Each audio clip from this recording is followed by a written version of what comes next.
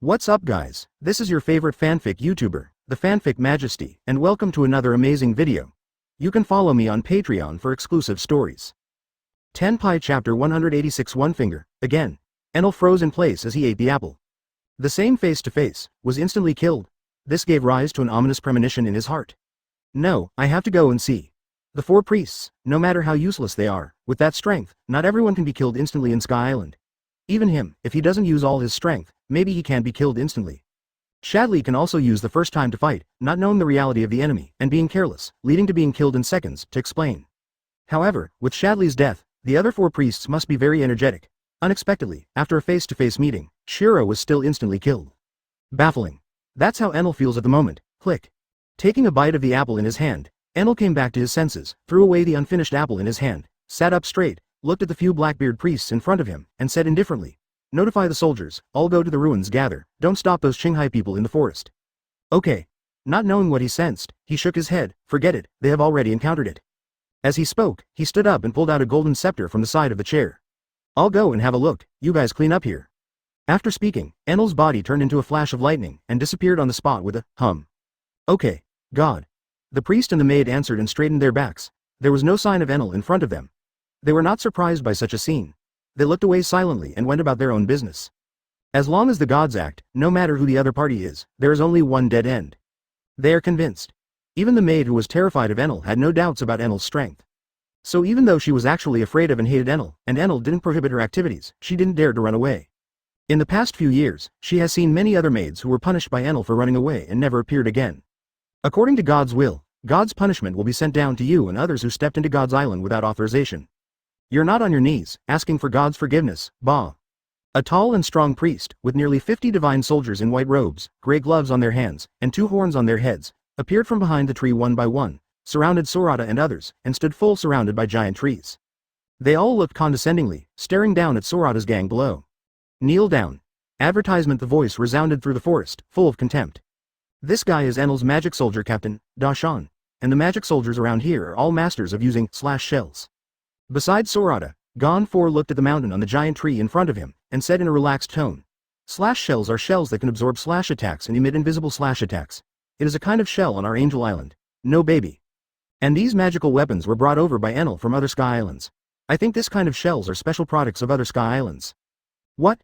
Do you still want to resist?" Meh. Seeing that Sorata and his group did not reply for a long time, and the old man of the former god was still beside the silver-haired kid, muttering non-stop. Dashan couldn't help but took a step forward, staring at Sorata and his group, and said in a low voice, "Facing a force 10 times yours, what are you going to use to resist?" Meh. After listening to this guy's words, Sorata raised his head for the first time. He looked at the mountain with calmness in his eyes, but there was indifference in the calmness. Dashan, who was still arrogant just now, seemed to be strangled by someone's neck, his whole body tightened, and he took a step back in shock from Sorata's indifferent eyes. Then he seemed to think of something, as if he had been humiliated. A blush quickly crept up on his face. He stood up straight, and stared at Sorata fiercely. "Little devil, I hate the look in your eyes, so I decided to kill you at the end." As he spoke, he raised his hand and waved in the direction of Sorata and the others. "Give it to me, bah." Meh. Many divine soldiers shouted, opened their hands, one hand in front and the other behind, kicked their feet on the tree trunk, and shot at Sorata and others quickly with a swish. Death to our omnipotent slash. Looking at the many divine soldiers shooting from all around, everyone was calm, without any change in expression. Sorata raised his head, with nebula in his eyes, and his gaze flashed past the numerous divine soldiers. "Cut everything?" Hum. Suddenly, the space became quiet, and an inexplicable force imprisoned the magic soldiers shooting at everyone in the surroundings, together with the howling wind and falling leaves, all in the air. Sorata raised her head and stared at the mountain. Boom. Step on the void in front of you, and then it is as if you were really climbing a ladder to the sky, step by step, to the same height as the mountain. "I hate the look in your eyes. What qualifications do you have to look down on me? Who do you think you are?" After the words fell, Sorata's eyes narrowed, she stretched out her hand, and tapped her index finger lightly on the void in front of her. Boom. The space around him was centered on him, as if a stone had been thrown into a calm lake, with ripples and circles, heading towards the imprisoned magic soldiers. Puff. Advertisement. The ripples are like an indestructible blade, easily cutting into the bodies of many divine soldiers, and then disappearing behind them. The wriggling bodies of the divine soldiers suddenly calmed down. Blood flowed out continuously along the cracks cut by the ripples, and then was imprisoned in the void and did not fall down. This, what is this? Whether it's the Shandia who came behind, or the mountain, or Gon Fall. Looking at Sorata in the sky at this time, his eyes were full of horror.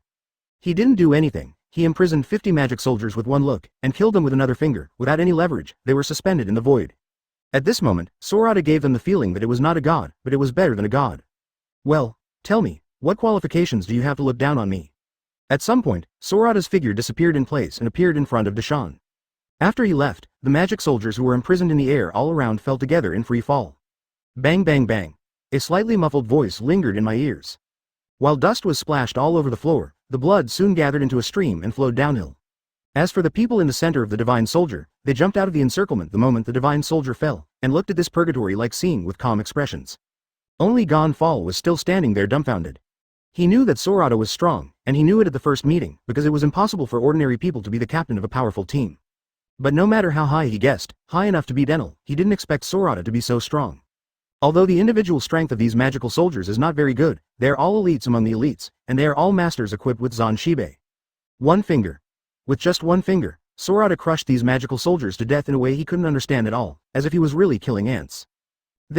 Gonfal raised his head and looked at Sorata's back with a trace of awe in his eyes. He knew that he could no longer treat Sorata and the others as ordinary people. Judging from the strength shown by Sorata's group and Sorata's strength that completely exceeded his knowledge, Enel's defeat was already a certainty. So he should think about how to entertain and repay Sorata's group. Thinking of this, he didn't dislike the blood under his feet, looked away, put a smile on his face again, and walked forward. Okay, easier than ever. Before Sorata showed his strength, he guessed that Sorata was strong enough to be compared with another pirate he saw decades ago, but these were just his guesses. But now when Sorata really showed the strength he guessed, he completely relaxed. Chapter 187 God Enel. Well, don't tell me. Sorata looked at the tall man in front of him, but he was completely terrified by him. A look of boredom flashed in his eyes. He stretched out his hand, bent his middle finger, clasped his index finger with his thumb, and flicked Deshaun's forehead lightly. Boom, there was an air explosion. Then Deshaun's head seemed to be hit by something. His forehead was sunken inward for an instant, and then his whole body, under this force, shot backward with a swish. Boom, crashed directly into the trunk of a giant tree. The blood flowed out continuously along the hole. With this amount of bleeding, let alone an ordinary person in Deshaun, even if Wang Luffy came, he would die. What's more, this guy's skull was cracked by Sorata, and his brain probably exploded at this time. Sorata withdrew her hand, as if sensing something, leaned back against the tree trunk, tore off the wine gourd from her waist, raised her head and took a sip, then looked at a tree in front of the left, above a trunk of a tree. The tone is joking. I thought you guy, would only show up after watching your subordinates die. Okay. After hearing Sorata's words, everyone quickly followed Sorata's gaze and looked towards the sky. I saw a ray of thunder falling from the sky and struck the trunk of a tree in front of me. The ray of lightning did not dissipate, nor did it cause any damage to the tree. Instead, a man with long ears walked out from the ray of lightning, with his upper body bare, and four strangely behind his back. A man with 3 hooks and jade thunder drums. He was just like Sorata, without any support, his body was floating in the void above the tree trunk. Enel. Gonfal looked at the man and called out Enel's name. Everyone has heard this name more than once from Gonfal's mouth, and now seeing the real person, I have to say that this guy has a strong aura. Probably even stronger than the Shichibukai I met in Alabasta. Enel's gaze first glanced at the smoking giant tree on one side, then on the 50 magic soldiers lying in a pool of blood on the other side, and finally on Sorata. In the eyes, there are 3 points of indifference, 3 points of anger, and 3 points of arrogance, and only 1 point is the seriousness brought by surprise. Another spike. On the way here, he sensed that the aura of 50 divine soldiers disappeared in an instant. He didn't expect the other party to be so fast, and the moment he sensed that Deshaun brought the magic soldier and Sorata and the others to meet, he rushed towards this side. With his speed, even if the distance is still a little far, for him, it is only a matter of a few seconds. But in just a few seconds, his entire team of magic soldiers was completely wiped out by this brat that he couldn't sense any momentum at all. Advertisement. Although he doesn't care about these magic soldiers, but these people are the direct descendants he brought over from Burka, and now they are all dead, so he will be alone in the future. You are fine. Enel stared at Sorata, with lightning flashing on his body, and there seemed to be fire flickering in his eyes. Oh, Sorata tilted her head back and took a sip of her drink, then looked down at Enel. What do you want? How dare you? Ha ha ha ha ha. He burst out laughing out of nowhere, a laugh full of contempt.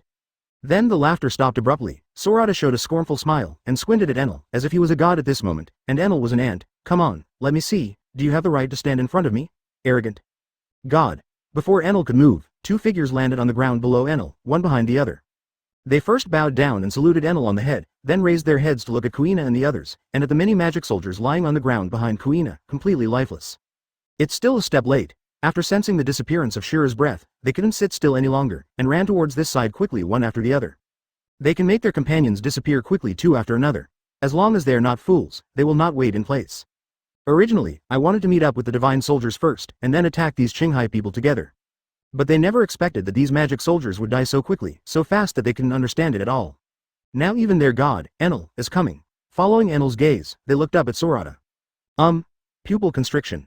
This guy is the one who killed Shenbing, Shira, and Shadley. He is so young. Although they didn't sense any aura from Sorata, but this guy can float in the air like Enel, and can make Enel take it so seriously, it must not be an ordinary person in their perception. But what about not being an ordinary person? Enel is a god who possesses the power of a true god. No matter how powerful this guy is, can he still be comparable to a real god? So the two guys stared at Sorata, although their eyes were full of seriousness, but there was no trace of fear. Advertisement. This is the fearlessness of the ignorant. After all, without seeing it with my own eyes, plus there is their god, Enel, here. They have no reason to be afraid. That silver-haired kid is God's opponent, so. Oh, Sorata took a strange look at the two guys below, raised his head and smiled at Enel. If you don't stop your two remaining subordinates, you must know that my companions will not show mercy. Prevent? Enel didn't turn his head back, his eyes were fixed on Sorata. Why do you want to stop it? It's all your own choice. Stop the ghost. Just to try the strength of those guys below. This is what he thinks in his heart. As for the two remaining subordinates, if they are really trash, they should die as soon as possible. Staying is also a waste, and it doesn't help him at all. After Gaidas and Ohm withdrew their gazes, they looked at Kuina and the others, especially Gonfal. You old man, you really want to die? You used to hide in places where God couldn't sense it at all. Why? Today these Qinghai people gave you confidence, you dared to come out. Gaidas bit his lip, as if he was holding back something, while his hands were crossed in front of him, and kept going down, as if to cheer up. Next to him, there is a big sword stuck in Ohm's waist, and there is a big dog beside him, which is his pet and a helper. Human beings are really fragile. Ohm looked at the magic soldier behind everyone, his tone was full of sadness, and 2 tears flowed out from behind his sunglasses. While weeping, he said, "We know that no matter what happens, it is so impermanent. Why do human beings still fight to the death?" Everyone looked at Ohm, speechless for a while. Ohm ignored the crowd, covered his mouth with his hand, and then said in a crying voice, "I live for happiness, and to get happiness, I fight to the death." He sniffed, let go of his hand, and said loudly to Kuina and the others, "Since this is the case, just do nothing from the beginning. This is just the bad nature of human beings. It's so sad.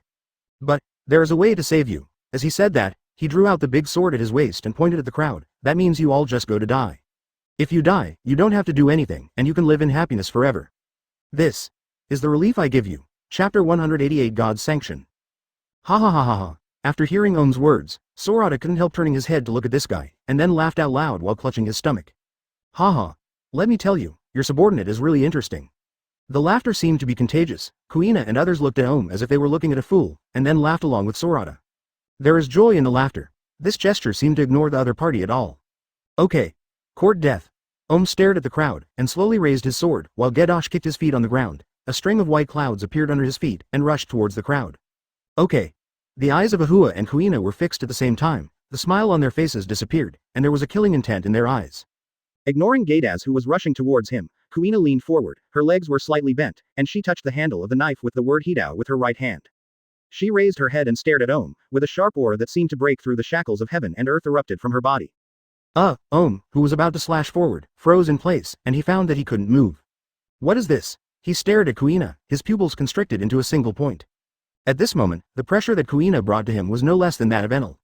Do not, it should be stronger, because he feels that his life is coming to an end soon, and his steps have already stepped into the dark passage leading to hell. Jung. The sound of the knife resounded throughout the world. One sword-style EI/wave. Puff, a huge crescent-shaped silver-white slash pierced the space, rubbing Gaidaz's body at a speed invisible to the naked eye, and appeared directly in front of Ohm like a teleportation. Then, under the horrified eyes of the Sandhya who came up from behind, he cut through Ohm's body in an instant, and then disappeared into the woods behind Ohm. Gaidaz, who was in the air, was completely frozen in midair at this time, and his whole body was soaked in cold sweat instantly. Advertisement. Just a little bit, a little bit, a little bit. That slash hit him just now. Even if they had sensed the slash at such a distance in advance, their bodies would not be able to dodge it, and the main target of the slash, Ohm behind him, didn't need to think about it, he knew the end. He had never felt the breath of death so close. Even after the slash had passed, the hairs on his body did not soften. Well, you be **************** D. What are you doing here? At this moment, Gaidaz felt as if his surroundings had suddenly darkened. It's dark? He raised his head, and saw a white rabbit with a height of more than 4 meters, standing in front of him at some point, and the tall body of the rabbit completely blocked the insufficient sunlight in this forest. Danger. The alarm bells rang loudly in Gaidaz's heart, his pupils contracted into a dot, and an expression of ultimate fear appeared on his face. Looking at the blood-red eyes of the rabbit, he seemed to see a Shinigami, and the pores of his entire body seemed to be pricked by needles. Uncomfortable. Without giving him time to think about it, Ahua raised his right hand, clenched his palm into a fist, and punched Gedosh hard on the back from top to bottom. Ka, the sound of bones breaking. Gazed's eyes froze, the back of his whole body sunken down, his face flushed suddenly, and the blood seemed to want no money, and it couldn't stop pouring out from his mouth, eye sockets, and nose. He felt his internal organs, as if they were all crushed by Ahua's fist at this moment, whining non-stop inside and outside his body. However, no matter how painful he is, Ahua will not give him any chance. I saw Ahua's fist seem to inflate again in an instant. He pushed down hard, and with a bang, he hammered Gazed's entire body directly into the ground. Boom, the surrounding ground trembled slightly like an earthquake, and then the wind formed by the impact, rolled up the dead leaves on the ground, the broken stones and dust on the ground, and rushed towards the surroundings quickly. Only then did Ohm's body tremble behind Gazed, and he fell to one side. He fell to the ground with a bang, and his upper body and lower body were separated directly. And behind him, two big trees also crashed down. The loud noise frightened the birds and animals in this area, and they kept fleeing in the opposite direction, as if there was something they were very afraid of. Ding, Kuina sheathed the knife, looked up at Sorata through the surrounding dust, and then looked at Enel, with a monstrous fighting spirit erupting from his body. This guy just now was just a trifle, and the guy above who claimed to be a god can make her really excited. Advertisement in this guy, he felt an aura no less than that of K-Lock Doll. Against Lock Doll, honestly, she hurt the guy, but she wasn't happy because it wasn't fun at all. Just like Sorata doesn't like fighting Logia guys, neither does Kuina. These guys are immune to physical damage. Only the weapons and fists wrapped around armament hockey can hurt them, and the arm color must be at least equivalent to the fruit development of these guys in order to truly defeat these guys. Otherwise, even with armament hockey, it might not be able to hurt these guys. Although it's annoying, but here, only this guy can fight her, whether you like it or not. Let's fight first. Okay. Enel looked down at Kuina and said contemptuously, "Woman, your gaze makes me very unhappy." He was not at all surprised by the deaths of the two subordinates. His subordinates thought it was Sorata who killed Shadley and Shira, but only he knew that it was Aluo and Adao. With such strength, how could the strength of his companions be weak? His two subordinates are just cannon fodder. It's okay if they don't show up, but if they show up, the ending is actually doomed. God's punishment. He raised his right hand, thunder and lightning shot from his body, and then his right hand turned into lightning, rushing into the sky with a pop. So, you'd better die. Click. The sound of thunder resounded throughout Apeado. Attracted everyone from Angel Island and Cloud Shinobi Village. They knew that someone had offended Enel again, causing him to send down divine punishment. I saw a huge, as thick as a giant tree branch, a pillar of thunder descending from the sky. Go straight for Kuina. As long as Leizu of this level is approved, no matter who it is, even if he does not die, he will definitely be seriously injured. However, Kuina seemed to have sensed it long ago, and when Enel raised his hand, he pulled Robin and jumped to the side. Arlo was pulling Gon Fall, and Atao was pulling Indigo. Boom, wiping the thunder pillar, he hid aside. There was a tremor on the ground, and the hot white light replaced the sun in the sky, causing all the Sandias in the distance to close their eyes, and then the shockwave hit, making people bend down involuntarily to prevent being blown away. When the shockwave and white light dissipated, everyone opened their eyes again to look at the position where Kuina was standing before. Their pupils contracted uncontrollably, and a terrified expression appeared on their faces. I saw a dark pit on the ground that was still glowing with fire. The stones at the bottom of the pit were even burnt red by the high temperature of lightning. If you look carefully, you can even see some fiery red cracks in the red stone of magma. Chapter 189 God's Battlefield. Sorata put down her hand, turned her head to look at the huge pit below. A strange light flashed in her eyes. This guy's lightning temperature is not low. Also, this guy's discharge can instantly melt gold and change gold into various shapes, so how could it be without temperature? It's just that it can't reach the temperature of real lightning in nature. Then why doesn't the electric shock kill people? He couldn't figure it out. Luffy can also say that the body is made of rubber, which has high electrical resistance, so the current is actually very low when the guy is split on the body, so there is no temperature. But ordinary people, this kind of lightning, isn't it a shock and death? He knew, this guy from Dianchandia, not a single one was electrocuted to death. It's just that he fell to the ground and smoked from his body. Nothing happened afterwards, not only attended the banquet, but also helped carry the gold. Is it because the body structure and muscle density of people in this world are different from ordinary people, so that everyone's resistance actually exceeds most people's imagination, and this guy Enel can't use it against me? Too much discharge, that's why the electricity can't kill people. Sorata withdrew her gaze, stroked her chin, thought about it, and the more she thought about it, the more she felt it made sense. Just like himself. His own body is not comparable to the body of his previous life. People in this world generally have better physical fitness than his previous life, so as long as people who have exercised, their body's resistance will definitely increase. When the voltage is constant, the resistance is high and the current is low. In addition, this guy does not continue to discharge and does not increase the voltage, so the electricity will not kill people. That's the truth. That's all he could understand. Sorata glanced at Enel, held up the wine gourd, and continued to drink. Kuina's glance just now told him that she wanted to fight Enel. He doesn't care. Enel's fruit development should not be as high as K-Lock Doll, but this guy can observation hockey, coupled with the speed of lightning, and lightning damage, making this guy much more difficult than K-Lock Doll. In the original book, if this guy is not arrogant, if he wants to run, no one can stop him. Advertisement: it takes all energy to kill Luffy. But they are not Straw Hat Crew, and he is not King Luffy. It is impossible to escape from him. Unless this guy is up to Admiral's level, can break his space domain, break free from the shackles of the space domain, and cross the infinite gap in the domain, or else. When Sorata thought about it, a round, transparent space with a radius of 40 meters wrapped Enel in it instantly. From the time this guy entered him, at a distance of 20 meters, his fate was already sealed. After doing all this, Sorata stood up straight, took a step forward, and instantly appeared above Enel's head. Then he tilted his head towards Kuina and nodded, then looked down at Enel, whose whole body had completely turned into blue lightning, and smiled. Well, don't worry, I'll let you go right away. What did you be ****** do to me? In the blue thunder and lightning, Enel's panicked roar came. This was the first time he encountered such a situation since he got the thunder fruit. After launching a divine punishment on Kuina just now, he was about to move to the woman's side and give her another blow. She was sure that although this woman could escape his long-range divine sanction, she would definitely not be able to escape his short-range lightning attack. But at the moment when he was about to act, he found that at some point, there was a transparent space around him that he couldn't fly out of. Just when he was about to amplify his move and wanted to break through this space, he suddenly found that as he couldn't move anymore, he was trapped in a humanoid space that was only the size of his body, and he couldn't move at all. No matter how much he discharges, the surrounding space is like the real wall of the world, not moving at all. Sorata ignored Enel, turned to look at the Sandia people in the distance. A smile flashed in his eyes. Everyone, if you want to watch the excitement, come here. As he said that, he ignored it, his legs bent, and his buttocks sat in the void, as if there was really a chair under him. He leaned his back on the void, lazily took out the wine gourd, and drank the wine coming. The surrounding space also disappeared in a burst of distortion. Kuina stood up, smiled sweetly at Sorata in the sky, and then pulled Robin into Sorata's space.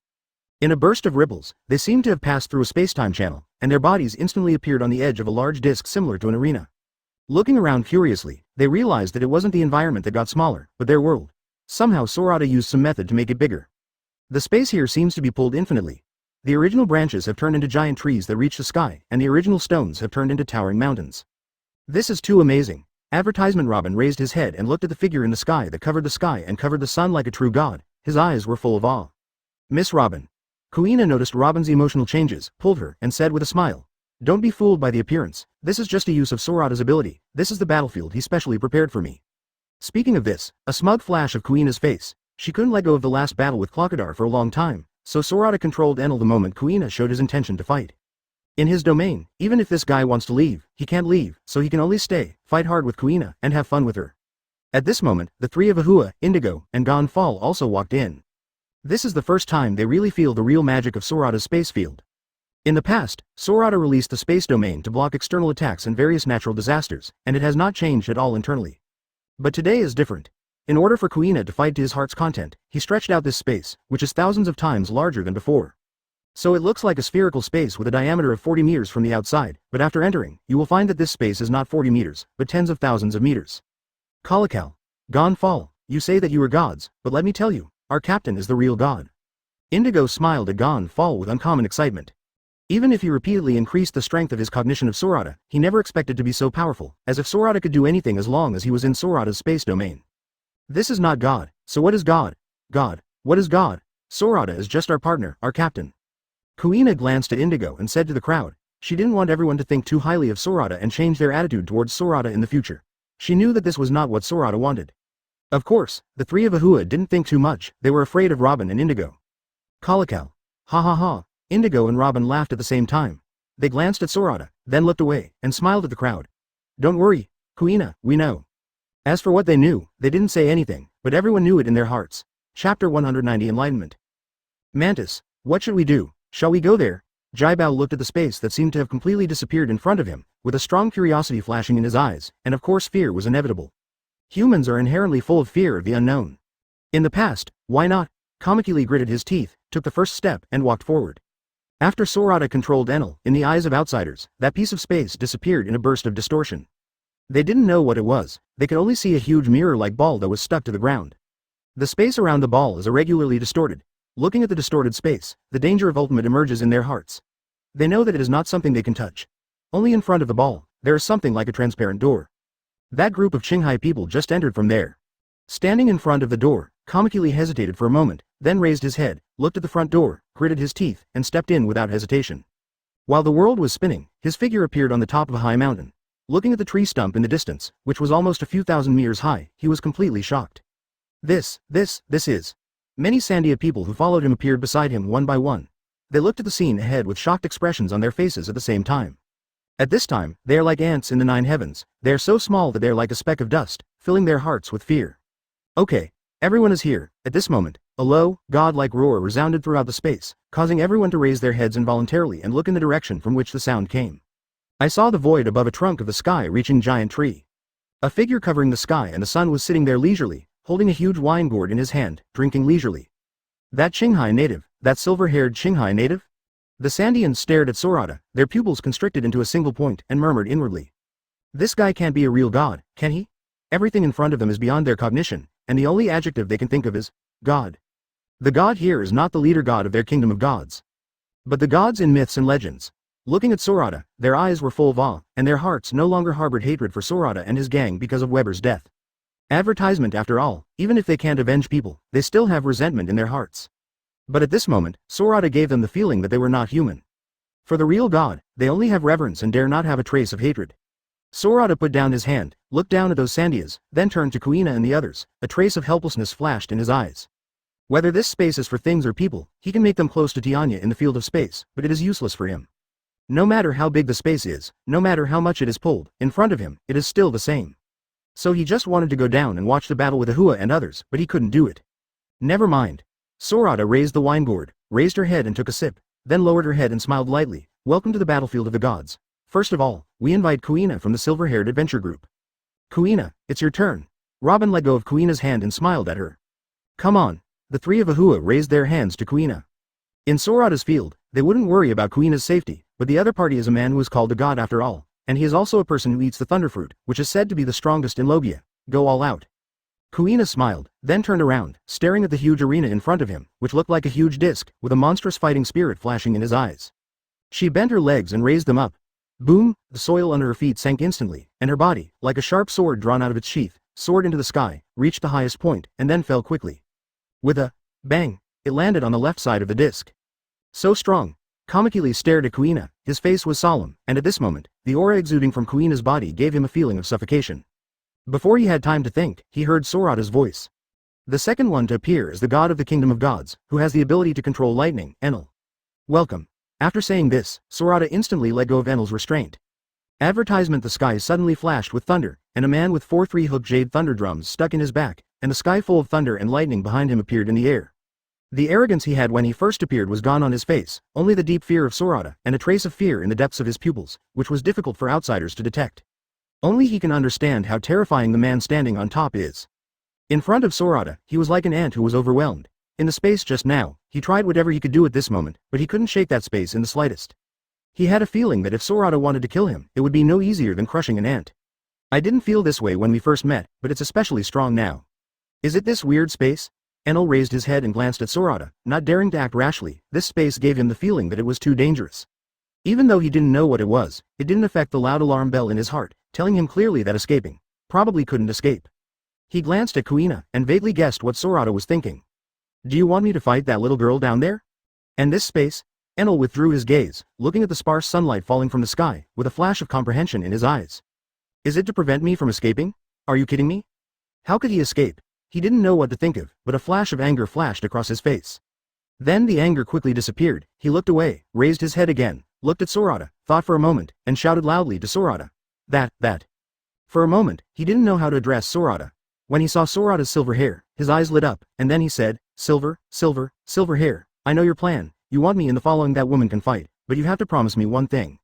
At this time, his mind seemed to have suddenly opened up. He knew that he might not be able to escape today, but it was not that there was no chance, and the opportunity was in the woman below. Oh, Sorata looked down at Enel, narrowing her eyes slightly. What's the matter? Enel looked at the face covered in the sky, swallowed, and said firmly, that is, if I defeat the woman below, you have to let me leave here. Hearing this, Gonfal came back to his senses in an instant. He took a step forward anxiously and wanted to speak loudly, but was stopped by Indigo behind him. Don't worry. Who is the captain? This guy is now the captain and Kuina's toy. If he wants to run away, he is probably thinking of farting. Indigo pulled Gonfal, looked up at the lightning in the sky, and laughed, his tone full of sarcasm. Chapter 191. What did you say? Sure enough, they didn't make them wait any longer. A domineering aura suddenly filled the entire space. Let the cyan thunder that appeared in the sky because of Enel disappear in an instant as if seeing something frightening, and then there appeared in the sky strips of huge red lightning like dragons. Boom. What did you say? In Sorata's eyes, the nebula flows, just like the real starry sky, vast and huge. He stared at Enel, opened his mouth and said indifferently, "Who do you think you are? How dare you negotiate with me now?" Enel looked up at Sorata's huge indifferent eyes, and the overwhelming pressure came over him, making him subconsciously back away. He didn't breathe a sigh of relief until he retreated to stand on the ground with both feet. Just when he didn't know what to say, Sorata's voice came again. "Ha ha. But who told me to be in a good mood today? I can give you a chance." "Okay." Enel quickly raised his head and stared at the titan in the sky, his eyes full of hope for life. Sometimes if you want a person to do his best, you really should give him hope, otherwise he will die anyway, so he still has to fight. Lie flat and accept the slaughter. Sorata withdrew his gaze, raised his head and took a sip of the wine, and laughed loudly. "As long as you can really defeat Kuina, I can let you leave here. Keep your word. What do you say?" Sorata didn't answer, but stared down at Enel. Enel looked at Sorata for a while, and then looked away, showing an unprecedented serious look in his eyes. There is no need for a strong man like Sorata to lie to him. So, he turned his head and stared at Kuina in the distance, with a monstrous aura rising from his body.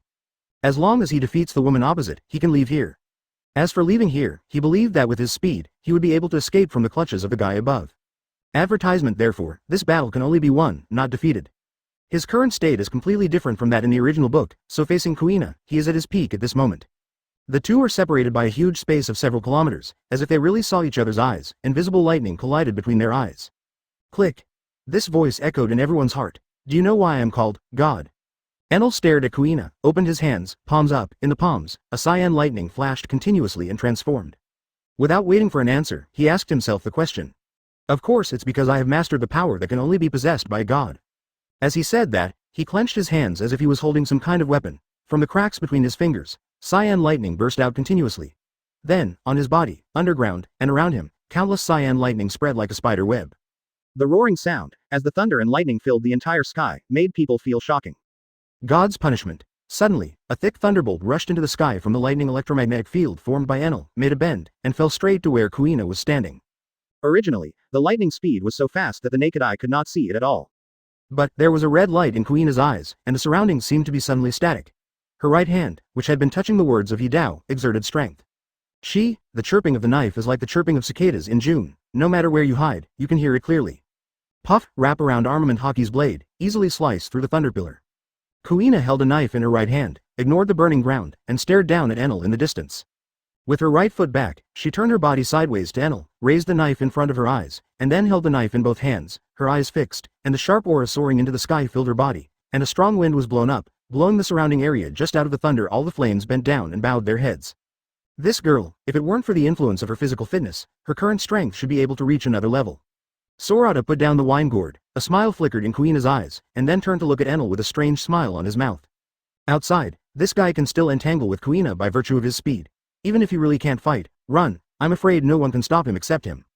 But here, he couldn't run even if he wanted to, and the battle was still limited to the range of the disc in the middle.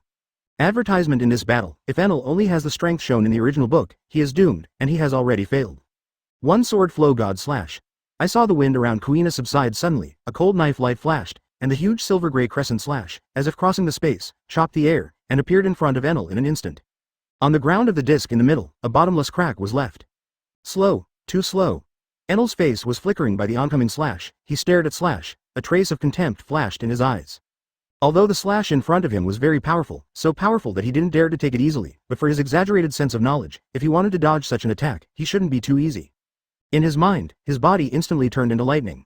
With a bang, the slash directly cut off the thunder and lightning, and slashed behind him, but the broken lightning and lightning were immediately connected together, revealing Enel's body, unharmed. Okay. Enel, who just showed his body, suddenly felt that the hairs all over his body stood up one by one as if he had been stimulated by something. Danger. He stared at Kuina who suddenly appeared in front of him, his mind swaying, wanting to be elemental again. However, Yan Wei. The light of the three spatulas seemed to have crossed the long river of time, so fast that he couldn't even turn it into an element, and it fell directly on his body in an instant. There was a pop, and blood spattered everywhere. Fortunately, Kuina's armament hockey is not very strong and has not exceeded his fruit ability development, so it doesn't do much damage to him. Then before he could breathe a sigh of relief, The slash that had slashed across his body turned back at a faster speed, like a swallow returning to its nest.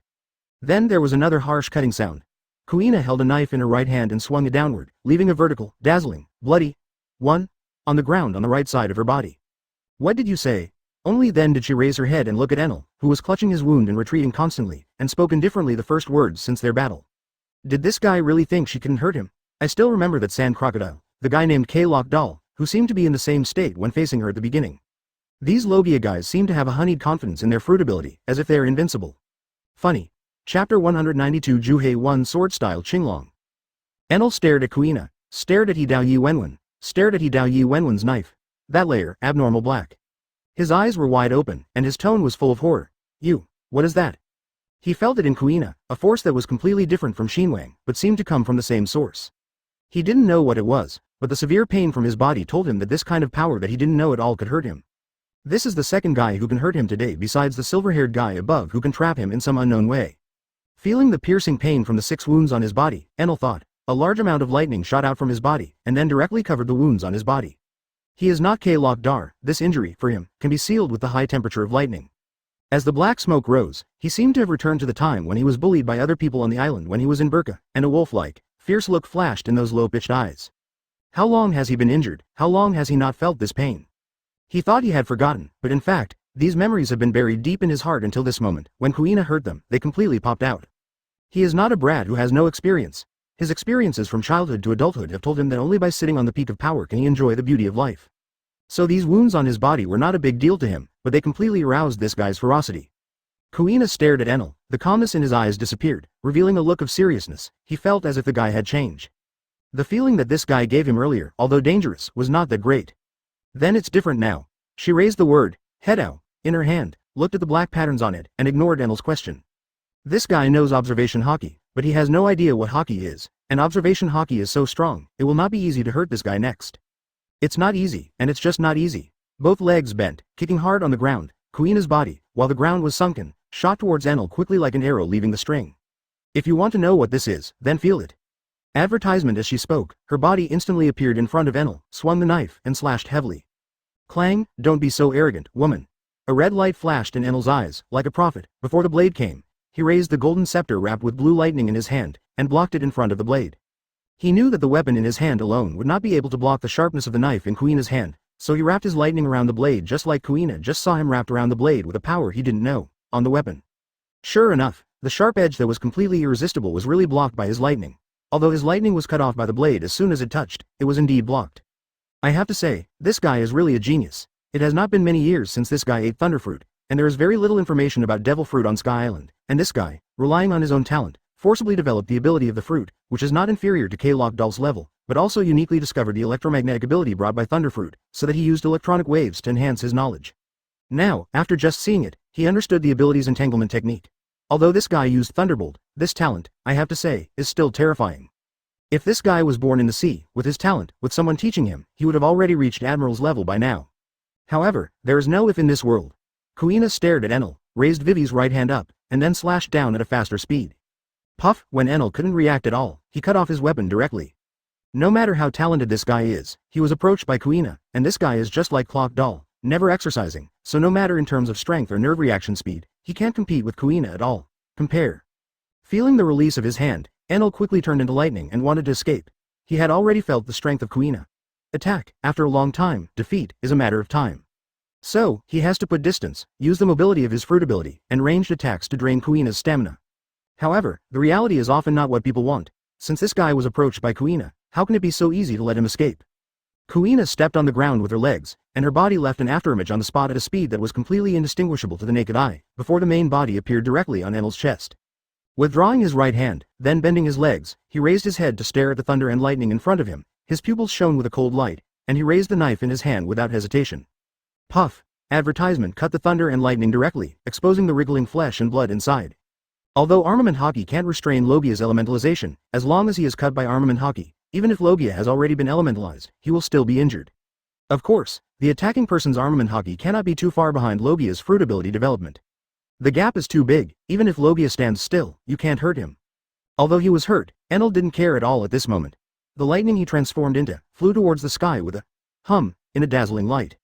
Want to run? At this moment, the time around Kuina seemed to be ultimately slowed down. She stared at the rising thunder and lightning, and her pupils shone with a cold light like a knife under the blue lightning. Her body sank slightly at first, then she swung her right hand and sheathed the knife. Kicking his legs on the ground, his body shot directly towards thunder like a sharp sword out of its sheath.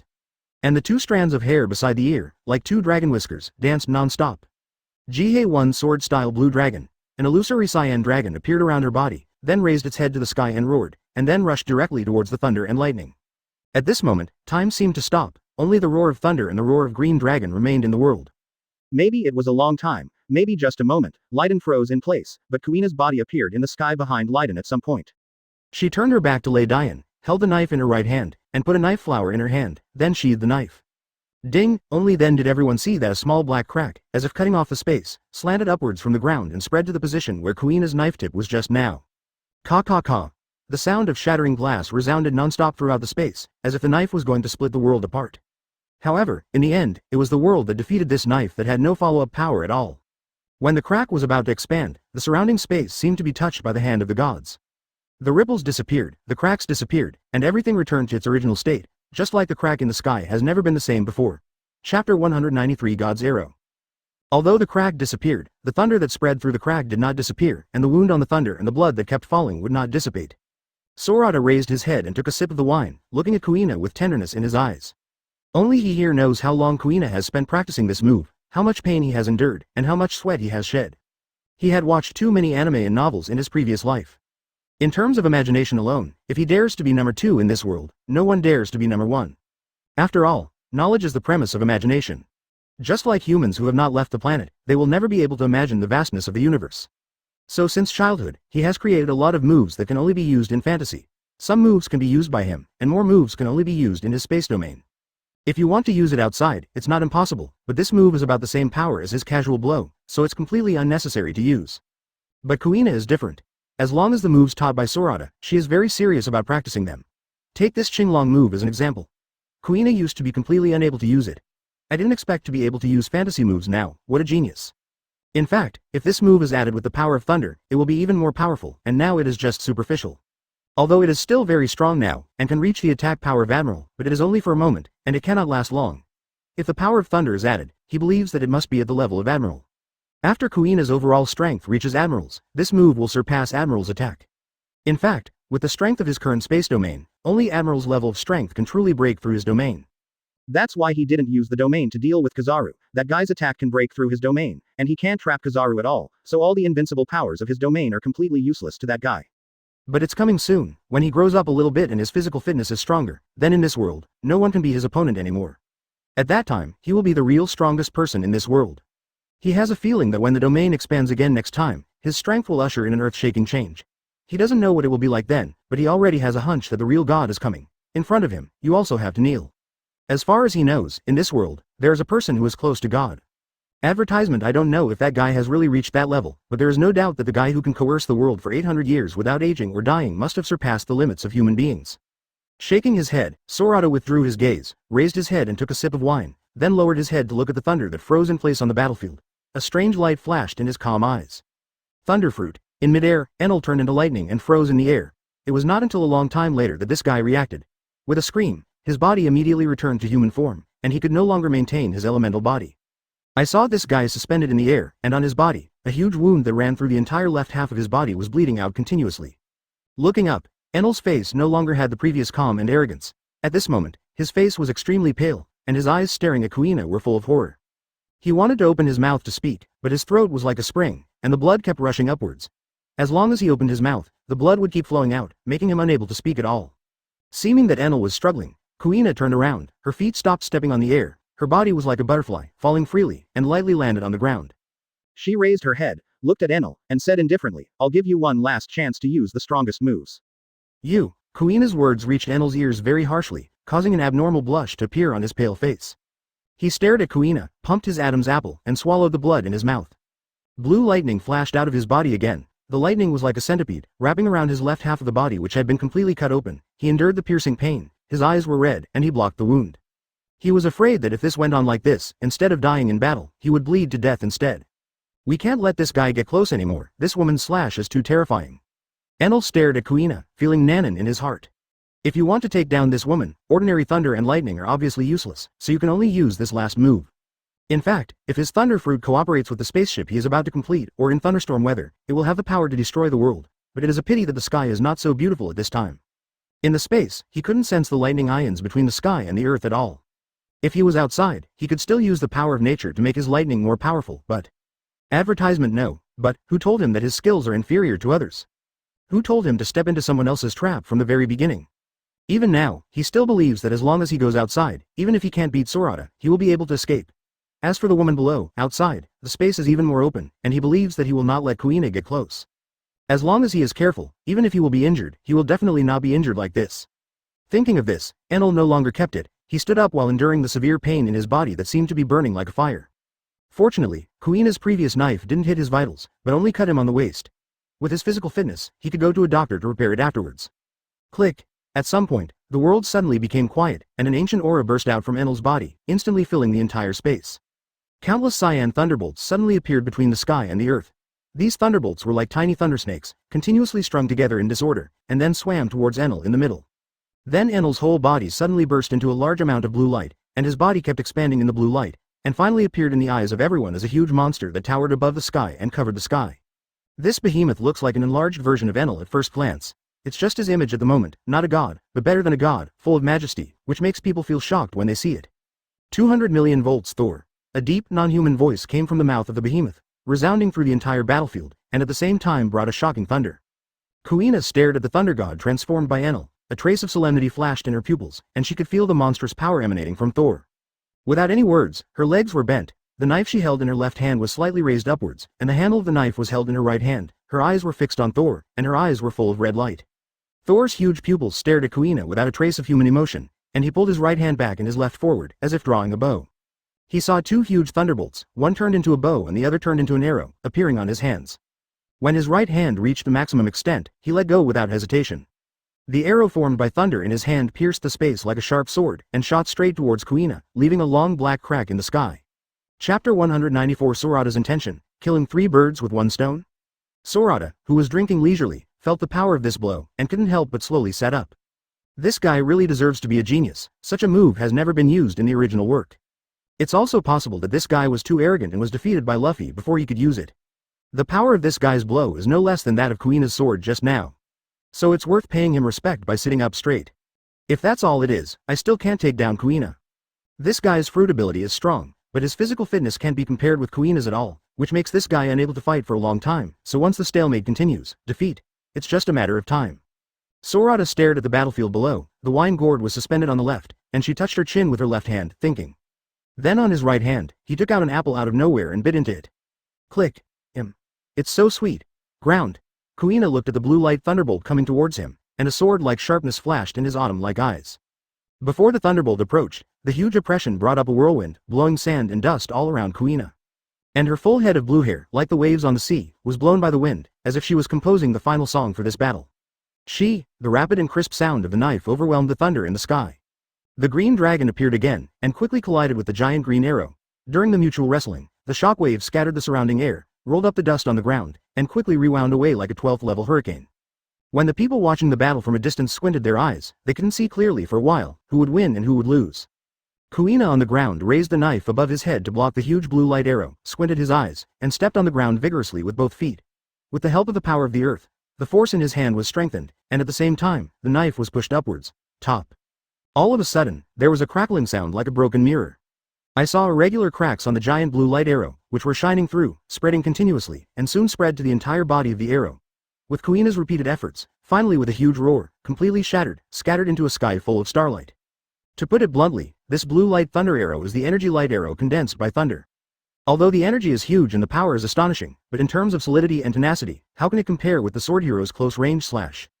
There is no obstacle. Qinglong raised his head, and in the huge eyes of the dragon, it seemed that there was emotion. He looked up at the sky and let out a silent roar. With a bang, he stepped on the ground, and the blue light shone, and the dragon's head cut through the space, instantly appearing in front of Thor's chest in the sky. In Lei Shen's indifferent eyes, there was no emotion that a human should have. He stared at Qinglong, as if he could see things clearly, as if he could see Genichi clearly. He raised his right hand and waved towards Qinglong's forehead. Advertisement. In the process of swinging, the giant lightning that turned into a bow, like a swimming green dragon, instantly came to life and turned into a three-pointed spear. Xinglong's forehead. All this seems to be slow, but in fact it is extremely fast. While the shockwave of the first impact was still spreading out, the second impact followed. Clang, the loud noise scattered the surrounding smoke and dust. Let the people in the distance, while retreating, once again be able to clearly see the figures of the two sides fighting in the distance. Too strong. Jiabao bent over, supported his hat with one hand, and grabbed the stones around him with the other to prevent being taken away by the shockwave. He squinted and stared at the two figures in the distance, who seemed to be coming from a myth. His throat kept wriggling, and he spoke all stuttered. The other companions around him were not much better either. They all stared into the distance with pale faces. Is this the enemy they have always had before, and the enemy who almost did it in Apaya? Just the shockwave from the battle made them short of breath and unable to breathe. Thinking of this, everyone, including the four leaders, had expressions of fear on their faces. Compared with the embarrassment of the Sandia people, Ahua and the others are much better here. After all, the gap in strength is still huge. Adao took a deep breath of the cigarette and stood on the stone with both legs, as if they had taken root. Despite the shockwave, he remained motionless.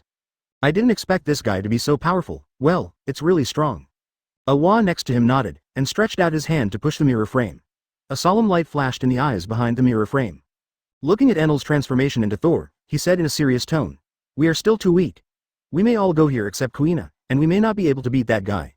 He is indeed the fruit of the so-called strongest Lobia, isn't it? Powerful. Arlo tightly held Darkhound's gun handle with his right hand, and his eyes flashed with a strong ambition to become stronger. Among them, he was the one who yearned for strength the most. Looking at Enel in the distance, he knew that that guy was probably the strongest among all the people they met since they went to sea. He also hopes to fight against such a strong man, but... Let's talk about his strength. Very strong. It doesn't matter if it's Sorata, or Kuina, or anyone on board.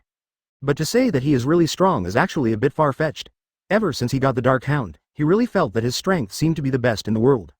This is also the opponent I met along the way. Give him the illusion. Advertisement. But today's Enel taught him a deep lesson for them. No matter how strong you are, before you really stand at the peak, you must be cautious about who you face. Because, you don't know if your opponent is also someone who ate some pervert fruit. Before seeing Enel, even if they saw him, they still sneered at Enel's strength in their hearts. God, an island owner who stays on the small sky island and has never seen the world, even if he is Lobia, how strong can he be? Their previous state was like the Cavendish they met in the sea between Clock Island and Alabasta. In fact, they also felt that with armament hockey, facing Lobia, they had an innate psychological advantage, which led to an expansion of their mentality. The strength is as strong as Kuina, Sorata, that level is okay.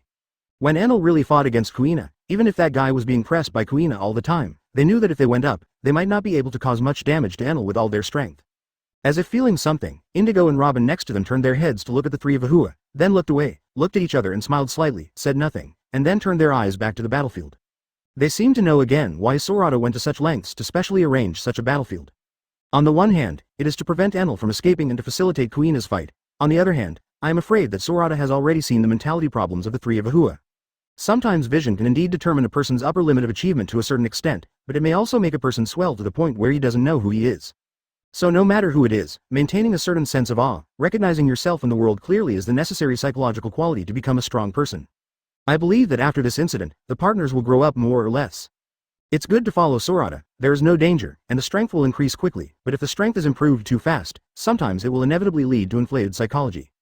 And what Sorata can do is to let the partners feel the battle between the real strong, let them broaden their horizons, and at the same time, let them examine themselves more, see themselves clearly, and become the real strong.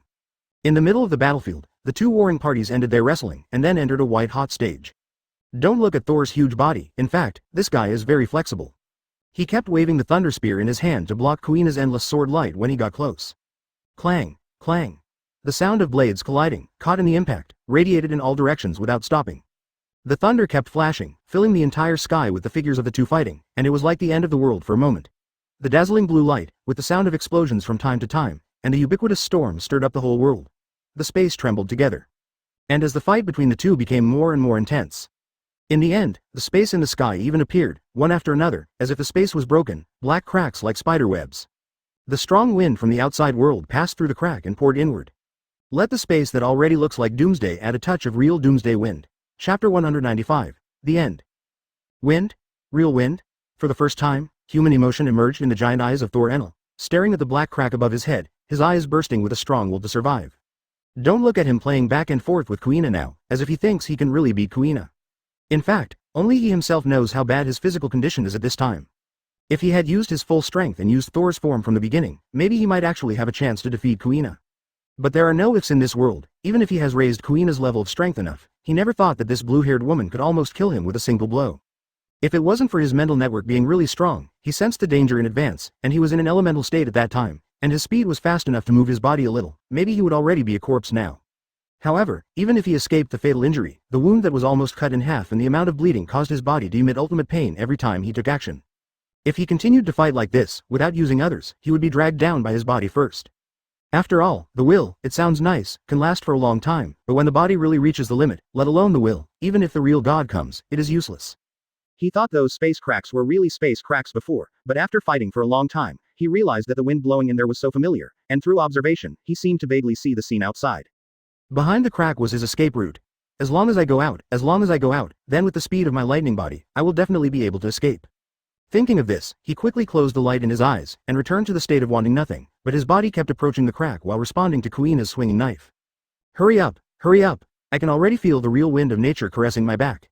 Clang, suppressing the constant whining in his body, Enel used all his strength to knock Kuina into the air, and then Thor's body expanded rapidly, and then exploded directly. A dazzling blue light filled the entire sky. Boom. Kuina's feet fell to the ground, and the ground under her feet collapsed suddenly under the impact. Advertisement. She ignored the dust rolled up around her, raised her head, put her arms on her forehead, narrowed her eyes, her pupils were shining red, staring at the body of Thor exploding in the sky, with a strange expression on her face. What is this guy doing? Want to escape? In her perception, a small thunderbolt rushed out from the strong light of Thor's body explosion, and quickly rushed towards a crack in the sky, which made the expression on her face even weirder. This guy is really anxious to find death. She couldn't stop her from this distance, but where is this? So she stood up, relaxed her body, let out a little breath, held a knife flower in her right hand, and closed the knife into its sheath. Since this guy wants to escape, the next thing has nothing to do with her. Sure enough, just as the thunder and lightning were about to rush out of the crack, just when Enel could already see the scenery outside and feel the breath outside, the space around him suddenly stopped. A huge figure covering the sky and the sun appeared silently beside the crack. The figure lowered its head, looking at the thunder and lightning in front of it. The huge body completely blocked Enel's sight, and also blocked his escape channel and his last hope. Do you guys really think you can escape? Light laughter resounded through the world with ridicule. Sorata raised the wine gourd and took a sip, then lowered her head, stared at Ladian and said, "You lost." Indeed lost. The space around the thunder and lightning recovered at some point, and Enel slowly put away the thunder and lightning, revealing a figure full of scars. He didn't look at Sorata, but lowered his head. His body was full of ashes and defeat. In fact, ever since he was seriously injured by Kuina, he knew that he had lost. When he was seriously injured and his body could not maintain elementalization at all, Kuina was fully capable of killing him. Kuina didn't kill him, she just didn't play enough. She just wanted to make him play with all his strength, and play with her again. He already knew all this. This time, the last way to survive was also ruined, and he knew that his end was coming soon. Advertisement with G. Doran, he knew very well what would happen to him. So no matter how much he feared death in his heart, for him who had completely lost the possibility of survival, he had no other actions at all, and all he could do was wait. Sensing the aura of silence emanating from Enel, a cold light flashed in Sorata's eyes. The surrounding space shrinks instantly. It made the Sandia people in the distance, Ahua and others seem to travel through the time channel again, and in a burst of dizziness, their figures suddenly appeared outside. After the Sandia came out, he was at a loss for a while, then quickly got up, looking at the distorted space in the distance. He was shocked, but couldn't help but burst into joy. Enel, you're just defeated. Up to now they're still living in a dream. The real battlefield of the gods has been deeply engraved in their minds, and they will never forget it in this life. And in their hearts, the hatred for Sorata and his gang has completely disappeared. They know that when the gap in strength is too large, if they still maintain the hatred in their hearts, it may bring disaster to their entire ethnic group. So for Weber, they can only say silently in their hearts, "I'm sorry." Gonfor's body has been in a state of extreme agitation ever since he entered the space domain. Seeing that Enel was really defeated at this moment, although I don't know what Sorata is doing with Enel in that space, I think that when he reappears, Enel has already disappeared in this world. After all, with the strength shown by Sorata, in the space of the battlefield of the gods, he would crush Enel to death as easily as crushing an ant, so he should have something to do that he doesn't want outsiders to know. He didn't care what Sorata would do to Enel. What he cared about was that at this moment, he was full of relief. The thunder chain that locked the entire Angel Island, the entire kingdom of God, was finally broken. They were free again. Thinking of this, he shook his head, resisting the urgency to share the great news with the residents of Angel Island, and waited for Sorata and Kuina to appear. This wait was close to an hour. Until, the red lips of the setting sun gently imprinted a blush on the face of the day, and the red clouds slowly wiped out a fiery red in the sky. Then the fiery red expanded, gradually expanding to the entire sky, and the twisted place in front of everyone's eyes disappeared, showing the bumpy ground inside, and also showing the handsome figure with silver hair, and the beautiful pink figure beside him. As soon as they appeared, they met a ray of light falling from a gap in the woods. The light seemed to wrap around their bodies with the fiery red of the setting sun, making them look like a couple of gods and immortals. Indescribably beautiful and beautiful. Chapter 196 Land and People. What's wrong? What are you looking at us for? Sorata led Kuina to the crowd, looked at their blank eyes, lowered his head and looked around his body, and then laughed. Ah, nothing, ha ha. The three of Ahua came back to their senses, waved their hands quickly, and laughed. They won't admit it, they were surprised by Sorata and Kuina's demeanor just now. After all, they grew up together, who doesn't know who? Robin didn't think so much, she stared at Sorata and Kuina, a look flashed in her eyes, and said with a smile, I thought just now that I saw the legendary true god. Calical. Indigo also smiled and said, the moment you came out just now, I felt as if the whole world was deliberately welcoming you. In short, that temperament is the most. He thought for a while, and then said with a smile, anyway, I don't know how to describe it. Anyway, it's fine if it's beautiful and attractive, Kale. Pretty, charm, what kind of tiger wolf words are these? Sorata shook his head, let go of Kuina, then turned to look at Gon 4, and said with a smile. Mr. 4, I promised you that I have fully fulfilled it. Enel will never appear again. Next, let's see it's yours. Ha ha ha ha ha. Gon Fall grinned and laughed out loud, full of pleasure and relief. Looking at Gon Fuhr's slightly crazy smile, everyone didn't bother, they could feel the fiery emotions in his heart. Waited for a while. Gon Fall's laughter gradually became smaller, and finally stopped completely. He looked at the sunset in the sky through the gap between the trees, then turned his head and glanced at the Shandora ruins not too far away from here, and then turned to he looked at Sorata. With a smile on his face all the time, he said, Sorata-san, it will be dark soon, are you planning to spend the night here, or go to Angel Island, and come here slowly to explore tomorrow? If you plan to go to Angel Island, I will go back first and prepare the banquet. When you come, I will let you feel the enthusiasm of our Angel Island. Advertisement. Having said that, everyone turned their eyes to Sorata, and the three of Ahua even gulped while their eyes lit up. They only ate one piece of fish for lunch, and their stomachs were rumbling from hunger by now. They have long been looking forward to being able to go to Angel Island and enjoy some delicacies that they have never seen or eaten. Even Robin, who was eager to explore Shandora, blushed and his stomach growled. Seeing everyone's reaction, Sorata couldn't refute everyone's wishes, and he didn't want to stay on this deserted island at night. So he looked at Gon Fuhr and said with a smile, then let's go to Angel Island first. After all, in this wilderness, you can't sleep well if you don't eat well, can't you? But I have to wait a moment, I'll go talk to those Sandia people. Gon 4 laughed, looked at the Sandia in the distance, and walked over there. I don't know what he said to those Sandias. These Sandias gave Sorata and others a complicated look at the end, then turned around and walked in the direction they came from. After the Sandians left, Gon 4 turned around and walked in the direction of Sorata and the others. Haha, sorry to keep you waiting, Enel is dead, then these Shandians will be the number one thing on Angel Island in the future, so I have to go and talk to them first, and I will invite their chiefs later Angel Island. Having said that, he shook his head, I hope they can come, after all, they have been hostile for nearly 400 years, and I don't want to continue hostile. The Payado is so big that we can coexist peacefully. With the death of Enel, I can just do this thing that I have always wanted to do, but I have never done it. It can be regarded as the end of this tragic history. Well, let's go, Mr. 4, there will be a banquet later, it doesn't matter what you want to say, let's go out now. Sorata shook his head, looked at the darkness that had appeared in the sky, and said, wait a minute, it's going to be really dark. Look at my brain, Sorata-san said yes. Gon Fall reached out and tapped himself on the head. Then I'll go there first. After speaking, his eyes swept over everyone one by one, with deep gratitude in his eyes. Then he turned his head and shouted to the big pink bird beside him, Pierre, let's go first. Skin. Pierre, who was lying on the side, immediately stood up when he heard Gon 4's shout. His body swelled, his claws turned into horseshoes, his sharp beak turned into a long horse's mouth, and the feathers behind him turned into a horse's tail. After transforming, it looked up to the sky and roared, Skin. Everyone looked at Pierre, looking forward to it first, but after seeing Pierre's transformed body clearly, the corners of their mouths twitched, and their eyes showed a strong look of disappointment. Advertisement. Pierre ignored everyone's opinions, it held its head high, and the horse's face was full of pride. Gon 4 got on his horse, glanced at Sorata and the others, and said with a smile, hurry over here, I'll prepare good wine and wait for you.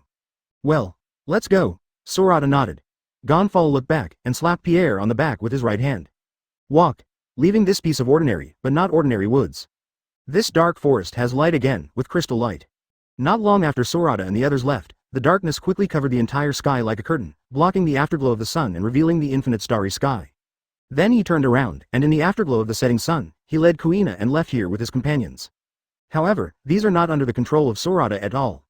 Looking closer, it turned out that the residents of Angel Island came to welcome their family members who had not been home for more than 4 years.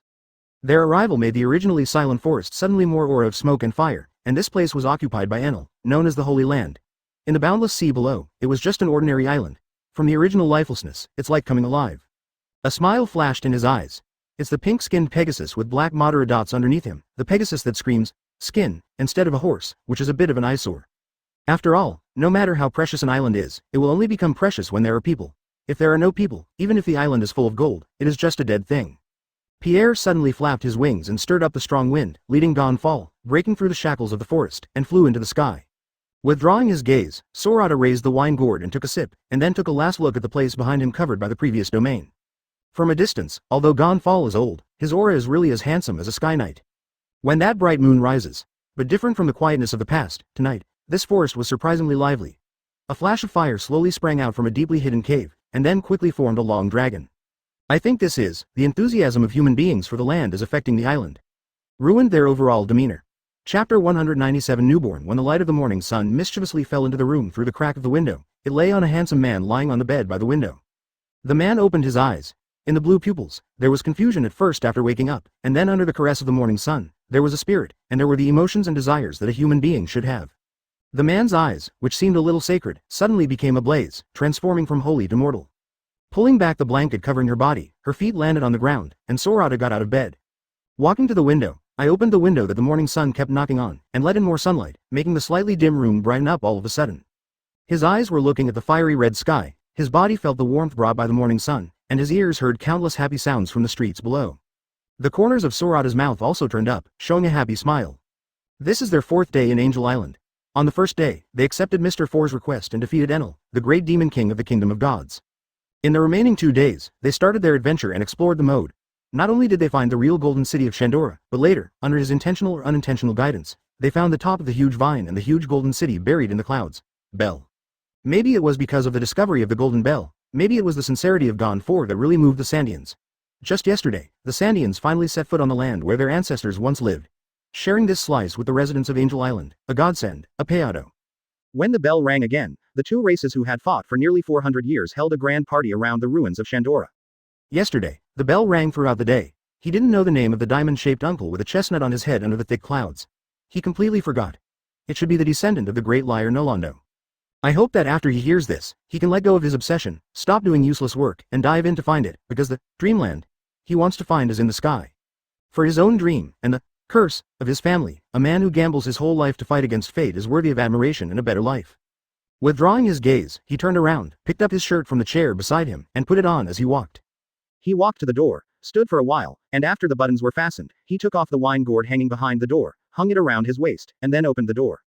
The moment the door was opened, several girls in maid costumes were waiting outside, holding toiletries in their hands. It's been 2 days, and as I said at the beginning, they don't need anyone to serve them, but they are still no match for the enthusiastic residents of Angel Island. The few girls who came to serve him only had the opportunity to come after their internal competition. This damned corrupt life. Advertisement. Sorata took a face towel from a girl, wiped her face, then put down the face towel, took a toothbrush from a girl, and started to wash. After washing up, led by the smiling girls, they came to the dining hall. Here, he met his companions who were also served. It has to be said that this kind of enthusiasm allowed them, who had never enjoyed such a high-level reception, to enjoy the double pleasure of spirit and body that they had never experienced in their life. But no matter how much you enjoy it, you have to go. After all, this sky island is just a journey in their life. Although it is beautiful here, compared with the vastness of the sea, this beauty is somewhat insignificant. So after having breakfast, they set foot on the Liberty again amidst the magic soldiers led by Gonfall and the great enthusiasm and gratitude of the residents of Angel Island. The Sandians also came, but not too many, on the one hand, because they killed Weber, and on the other hand, because they defeated Enel, which prompted them to step into the land they had dreamed of once again, so I felt grateful. Contradict it. However, Sorata and the others would not consider the thoughts of the Sandia people. With a wave of hands, the Liberty sailed slowly out of the port under the propulsion of the wind, and then headed towards the end of the cloud in the distance under the leadership of a Weiba. Weiba is a vehicle that only Sky Island has. This vehicle is powered by a wind shell or a jet shell, and can drive on the sea of clouds, just like a sea motorcycle. Its operation is based on knowing the wind direction and the flow of sea water. So skilled operation is very difficult. They also have a Weiba given by the residents of Angel Island on their boat. At present, only Arlo and Sorata can use it. Others have tried many times in the past 2 days. They can run, but they can't run fast, and they can't grasp it quickly. Direction, easy to capsize. Because of this, when Aluo faced a Wa and a Dao in the past 2 days, his complacency almost went up to the sky. I don't know if it is fate, but among the maids serving Sorata, there is a person that Sorata is very familiar with, that is, Konus. that Luffy and others met on Angel Beach when they went to Angel Island. This is a very upright and strong little girl. They didn't ask her exact age, but she thought she was about the same age as them. After 2 days of getting along, the little girl became very good friends with Kuina and Robin. Women's friendship is indeed a bit inexplicable sometimes. Just like Vivi and Alabasta, it seems that they can become girlfriends if they have the right eyes. This is not. This time it was Conus who took them to the end of the cloud. And the one who gave them the Weeba mentioned earlier was Conus's father, a veteran craftsman who repaired the Weeba. After a while, advertisement. After the Liberty sailed so far away that it was completely invisible, the residents of Angel Island looked away and happily went back to their respective affairs.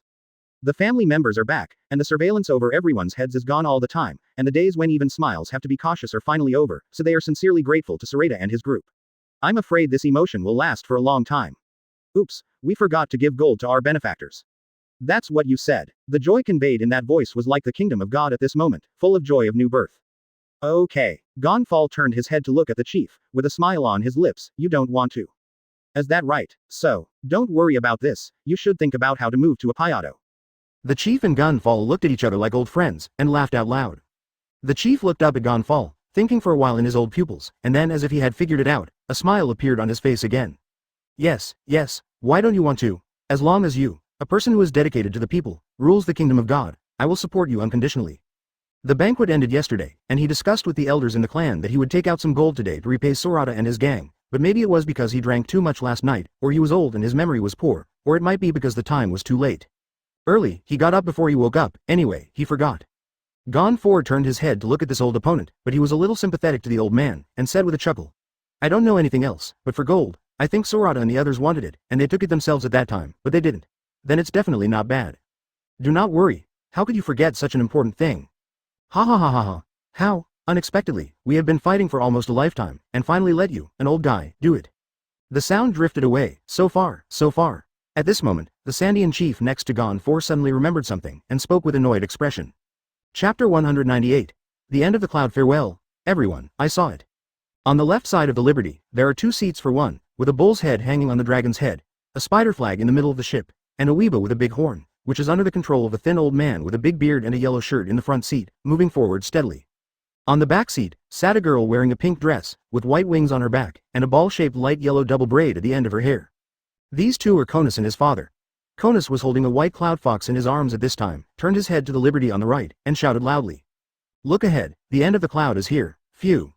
Maybe it was because of the owner's shout, Yunyu thought he was calling it, so he raised his head and answered loudly. Coincidentally, this cloud fox is called Shu, also known as Cici. Just like Pierre's call is Pi, the sound of Shu is Shu. It's really apartment. Hearing Conus's shout, everyone walked to the side of the boat except Adao in the cab. Then, following the direction of Conus's finger, he saw a huge dreamy arch with a huge rainbow on top of it, far ahead. I didn't expect it to arrive so soon. Awa came out from the kitchen with a tray, first brought it to Kuina and Robin who were standing beside the boat, and waited for them to get the juice. Only then did he look forward, and then, facing Sorata who was sitting on the railing at the bow, he shouted, Sorata. Understood. A trace of helplessness flashed in Sorata's eyes. Ahua was getting lazy, and he didn't deliver the juice to the bow. Sorata withdrew his gaze, and in a thought, a glass of fruit juice flew towards the bow of the boat and landed in his hand on Ahua's tray, and a glass of juice flew towards the left of the boat and landed in Conus's hand. As for the others, if you want to drink, get it yourself, he won't spoil them. Conus. Sorata floated down the guardrail, walked to the left side of the bow, looked down at Conus below, drank juice, and asked, are there many ships going down here every year? Advertisement. Conus took a sip of the fruit juice, looked up at Sorata, with indelible respect and gratitude in her eyes. She smiled and said, before Enel came, our kingdom of gods still had a few ships from Shanghai every year, although among them there are not many people who come here with a friendly attitude, but there are still 1 or 2 ships that leave here every year. Oh, Sorata nodded, took a sip of the juice, leaned on the guardrail, and asked, so after Enel came, there have been no boats going down here for a long time? Okay. Conus lowered his head, looked ahead, and there was a flash of memory in his eyes. Since Enel came, the ships that arrived in the kingdom of God every year were either stopped by the more hostile Sandians, or lured to a Payato, never came out again, so here, these few years, you are the only ship that has arrived here. Having said that, Conus took a sip of the juice in the glass, then raised his head, his eyes swept over the people on the boat, and his eyes became more grateful. She knew that without Sorata and his gang, Angel Island, the residents of Angel Island would not know how long they would be oppressed by Enel. This hopeless day is full of depression and despair. It was Sorata and the others who tore away the haze that shrouded the kingdom of gods, allowing them to once again bathe Angel Island in the light of true hope. It was also the arrival of their group that ended the 400-year war between Angel Island and the Sandia. So they, the residents of the kingdom of God, can't be too grateful no matter how grateful they are. Arlo stepped out of the elevator on the mast, walked to Ahua, reached out and took a glass of juice from the tray in his hand, looked ahead while drinking, and said, "Not to mention, I'm leaving soon, I'm really sad." Regarding Aluo's words, Awa rarely contradicted him. He pushed the frame of the mirror and looked at the white clouds on the left, with a flash of reluctance in his eyes. Sky Island is the most legendary place they have been to so far. Everything here is so dreamy, as if it is really a place in a dream, full of magic. All kinds of empty fish, clouds, pumpkins, people, dirt, shellfish, history. Although it's only 2 days, but everything is so nostalgic. At this moment, when I really have to leave, I realize that the reluctance in my heart is so strong. But no matter how reluctant they are, they have to leave. This is only part of their journey, just like Base Island and Alabasta, they are also full of reluctance. If they hadn't left, how could they have encountered such a beautiful Sky Island? So, their journey will not stop for a certain beauty, because their journey is the whole world. Advertisement. He believes that in front of the sea of clouds, below the sea of clouds, on the boundless sea, there will be more magical, and more dreamy beauty waiting. Waiting for their arrival. Awa picked up the juice on the tray, put the tray on the coffee table in the middle of the deck, turned his head and went to the bow, stood beside Sorata, looking forward. His eyes were no longer reluctant, but full of the journey ahead vision. Like they just got the news of Sky Island, after a while. The Weeba of the Konos family, driven by his father, took the lead and rushed into the cloud road in front of the giant arch gate. "Everyone, then, we will send you here." Konos looked at Sorata with gratitude in his eyes. "Thank you."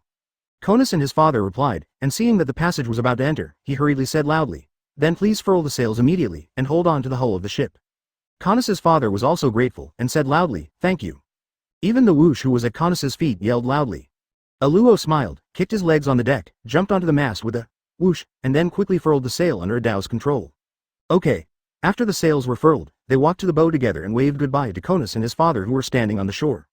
"Call out, okay." Sorata laughed, stretched out her hand and waved it. "You have been thanked for 2 days, and I don't see you getting bored. We are the ones who really want to thank you. We will never forget you."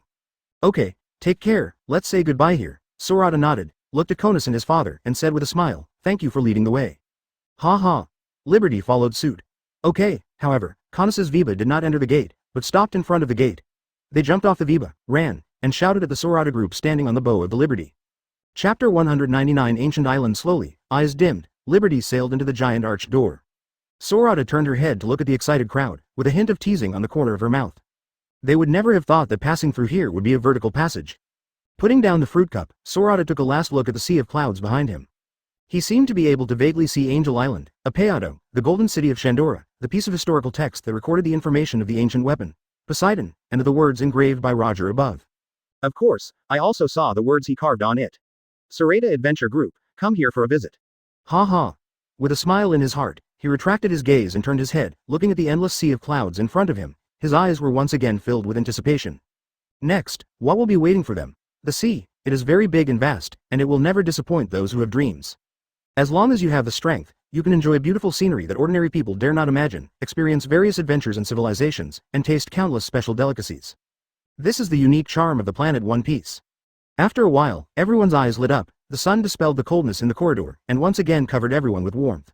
Looking ahead, Liberty rushed into a downhill cloud path without hesitation amidst the excitement of the crowd. Yo-hoo! The sense of weightlessness suddenly came, and everyone on the boat shouted excitedly while grabbing the things around them. In the small door next to the arch, Konos and his father ran out. Standing by the door, Konos watched the rapidly sliding Liberty, raised his hands, and shouted loudly, "Everyone, you are falling, please be careful." Then she and her father both raised their hands and yelled, "Hasso." Phew, falling, careful. Hearing Konos's shout, a string of question marks flashed above everyone's heads. Just then, the Liberty rushed off the chute and into the air. Then, a feeling of déjà vu, accompanied by an unparalleled sense of weightlessness, let everyone know what Konos was talking about in the fall. It turns out that there is no downhill cloud path as they imagined, but directly vertically downward. But what is it? It's not like they haven't fallen vertically from a high altitude. Therefore, the reaction of everyone was not panic, but even more excited. Advertisement. This is an altitude of 7,000 meters. This excitement made everyone roar again. Hearing the excited voices of the crowd, Konos shook her head, turned her head and smiled at her father. Let me just say it, with the strength of Sorata-san and his team, how can they be afraid of the height of 7,000 meters? Hey, I've been following Sorata and the others for the past few days, and I've seen a lot of Sorata-san's miracles. You're right. Konos's father nodded repeatedly, then turned his head to Konos and said, "Is that why you don't hurry up and blow the whistle?" Whistle? Konos seemed to remember something, his face turned red, he quickly took out a long and thin whistle from his arms, looked down the cloud road, and said with a smile, "Let it go." the special product of the Sea of Clouds. Octopus hot air balloon. While yelling, Conus put the whistle in his mouth and then, phew. The sound was not loud, but it was very penetrating. It penetrated the Sea of Clouds instantly, and landed in the ears of a huge octopus hiding in the falling cloud path. Hearing the whistle, the octopus seemed to have heard some command, and immediately rushed towards the Liberty, which was falling rapidly. Boom, in the cloud path next to Liberty, a huge black shadow approached, and then broke through the shackles of the cloud path without hesitation. 6 huge tentacles enveloped Liberty, and then attached to the outside of Liberty's hull bitterly. Looking at it from a distance, it seems that this octopus is hunting. However, everyone on the boat looked at the octopus without the slightest fear, but full of curiosity. When the boat stopped and the feeling of weightlessness disappeared, everyone could see clearly that this huge octopus turned out to be a hot air balloon like Sky Island, another special means of transportation. I think it is a tool to go down to Qinghai from here. After all, not everyone can have the ability to fly. Without this hot air balloon, if you want to go down from Sky Island, besides luck, you have to go the same way as they came up. Boom, boom, boom. At this moment, a low, melodious bell sounded suddenly from the sky. Let the eyes of the people involuntarily look at the end of the cloud above. The line of sight seems to have crossed the Sea of Clouds, and saw the huge golden clock placed in the original Enel shrine on the huge vine, and saw the countless under the golden clock people. Everyone smiled at the same time. They knew that this was the last farewell to their party from the inhabitants of Angel Island and the Sandians. Because they can hear the countless blessings from the bell. It's wonderful. Sunset. The sky is full of red clouds. Advertisement: the Liberty, without anyone's control, followed the wind, chased the wind, floated to a place that no one on board knew. They missed the marine base where the Straw Hat crew dropped. Nor did it land directly on Guy Island below. Instead, it floated to an island. Looking at the countless small rocks below, surrounded by islands exuding an ancient atmosphere, everyone quickly stood up, leaned on the guardrail, and looked curiously. This island gives people an ancient feeling. Sorata, look quickly. Kuina seemed to have discovered something, and pointed to the middle of a jungle on the middle island. Look, is there an altar over there? Let me see. Sorata followed Kuina's hand and looked towards the island ahead. It can be vaguely seen that there is a river there, and there seems to be an altar on the bank of the river. If you look inside, you can vaguely see tall stone buildings. Because the distance is a bit far, if you don't look carefully, you really can't find the altar and the buildings in the distance. And the direction they floated to was also the direction of the altar. Marine. We're pretty famous in Marine, aren't we? I didn't expect that there would be a Marine on any island. Everyone looked at Sorata and couldn't help laughing. Sorata took the telescope given by Arlo, and looked in the direction of Arlo's finger. After speaking, he couldn't help laughing, after all. Holding up the binoculars, Arlo looked into the distance for a moment, as if he had discovered something, and suddenly exclaimed, Sorata, come and see, there is a Marine on this island. Adao exhaled a puff of smoke and chuckled, don't worry, Sorata, we are always ready. Sure enough, on a cliff, he saw an ancient building. The distance is so far that I can't see the whole picture of the building clearly, and I haven't seen the real figure of Marine, but isn't the flag flying high on the top of the building the same as Marine's seagull flag? Hey. Sorata withdrew her gaze, turned her head to look at the crowd, with a smile on the corner of her mouth. This is another adventure. Everyone, cheer up, seeing how old this island is, maybe there is something on it, it's very interesting something. Ha. It's indeed an altar. All of a sudden, the Liberty was filled with cheerful atmosphere again. What? Withdrawing his gaze, returning the binoculars to Arlo, shaking his head, Sorata turned around, leaned his back on the guardrail, and smiled at the crowd. Never mind them. We're just here for fun, and there shouldn't be a Marine. Come trouble us. Chapter 200 Green Light Magnificent Great Sword. Rear of the island. On a beach, there is a huge sailboat parked. From the fishy smell emanating from the sailboat and the skeleton flag waving in the wind on the top of the mast, it is clear that this ship is a pirate ship. At this time, the pirate ship was very quiet, as if there was no one there. And on such a big ship, it is impossible to only have 3 or 2 big and small cats on the deck. Really, along the beach, you can see a virgin forest. Before it got close, the collision of swords and the sound of bullets being fired could be heard from a long distance away. Of course, there were also people's loud shouts and screams. After passing through the forest, there is a village that is not too big, but not too small. In the village at this time, the peace and harmony of the past have long since disappeared. Fighting figures are everywhere. There are pirates in gray clothes with a vicious look, Marines in white clothes who are fighting and retreating, and there are also strong men with primitive weapons in their hands and wearing ancient costumes. At first glance, they fit well with this ancient village. Their battle filled the surrounding air with chaos and the smell of blood. In the room on the side, the women hid in the corner, with frightened faces, and tightly covered the mouths of the children in their arms to prevent them from making a sound. On the open space in front of the house, there are many figures lying, including pirates, Marines, and of course men in ancient costumes. Although they are all lying down, they all have one thing in common, that is, they have lost their breath. This group of pirates is obviously not the first time to do this kind of thing, so they are all very vicious, and their number is not comparable to that of Marine and the guards of this village. Although they won't be able to take down this village for a while, as time goes by, and more Marines who have fallen to the ground, they will know that if there is no accident, it is time for these pirates to take this place. The problem. After passing the village, go inside again. It is the tall ancient building vaguely seen by Sorata and others in the sky. In a hallway in one of the buildings, suddenly, there was a low, joking sound. Run? I see, where are you running? Ha ha ha ha ha. The person who laughed was obviously not on the same level as the young fellows following him, and the pirates who were fighting outside. This guy was tall and burly, with a huge mace on his shoulders, walking as if the ground was shaking. From here, you can know the strength of this guy. Captain, that chick is really beautiful, I don't know. Advertisement next to the big man, a wretched little man was looking forward, with ultimate greed in his eyes. Rest assured. The big man laughed, looked left and right, and there was a gloomy and greedy look in his eyes. This place is so old, it's very old at first glance, maybe there will be a lot of valuable things in it. As for women. The big man licked his lips, with a cruel smile on the corner of his mouth. I've had enough of waiting for the captain. If the woman is not dead, you can do whatever you want. Hey. Then thank the captain for the reward. The wretched little man quickly bowed to the big man and thanked him. Then he quickly walked forward holding the torch, and for some reason, his pace quickened a bit. In the innermost part of this aisle, it is a dead end. There was no gold or jewels here or anything else, but a very old door. There is no door on the door, only the door frame. On the door frame, one could faintly see carved very ancient patterns. Entering inside, it is a very empty small room. The walls of the room are also carved with the same pattern as the door frame. And under the innermost wall of the room, there is a very old stone coffin. If you can see through, you can see a long sword full of green rust lying peacefully in the coffin. The length of the long sword is similar to that of a Tao's Kyoka Suigetsu, but there is no scabbard, and the blade is wider. Even the gorgeousness is not comparable to Kyoka Suigetsu. I saw that the big sword was covered with green rust, but the sword was inlaid with 7 huge glowing green gemstones. These gemstones alone increased the value of the big sword. More than 1 grade. At this time, there were 2 people standing beside the sword coffin. 1 male, 1 female. The man with silver hair and wearing a wine-red overcoat was lying on the edge of the sword coffin, gasping for breath, while the blood dripping from his mouth and body dripped onto the ground.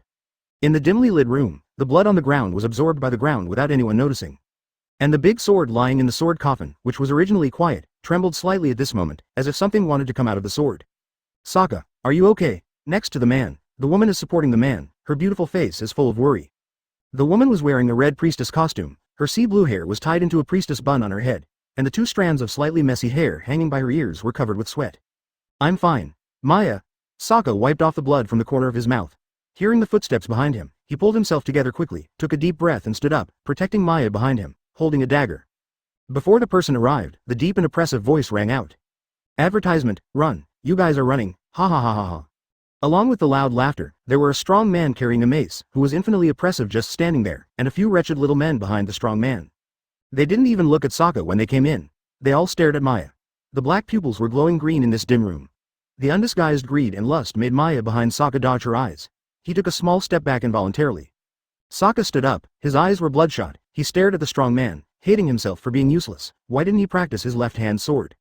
In fact, with his strength, these pirates who only dare to rob villages in remote areas, although his right hand is not disabled, may not be able to quickly deal with them, but they will become like this.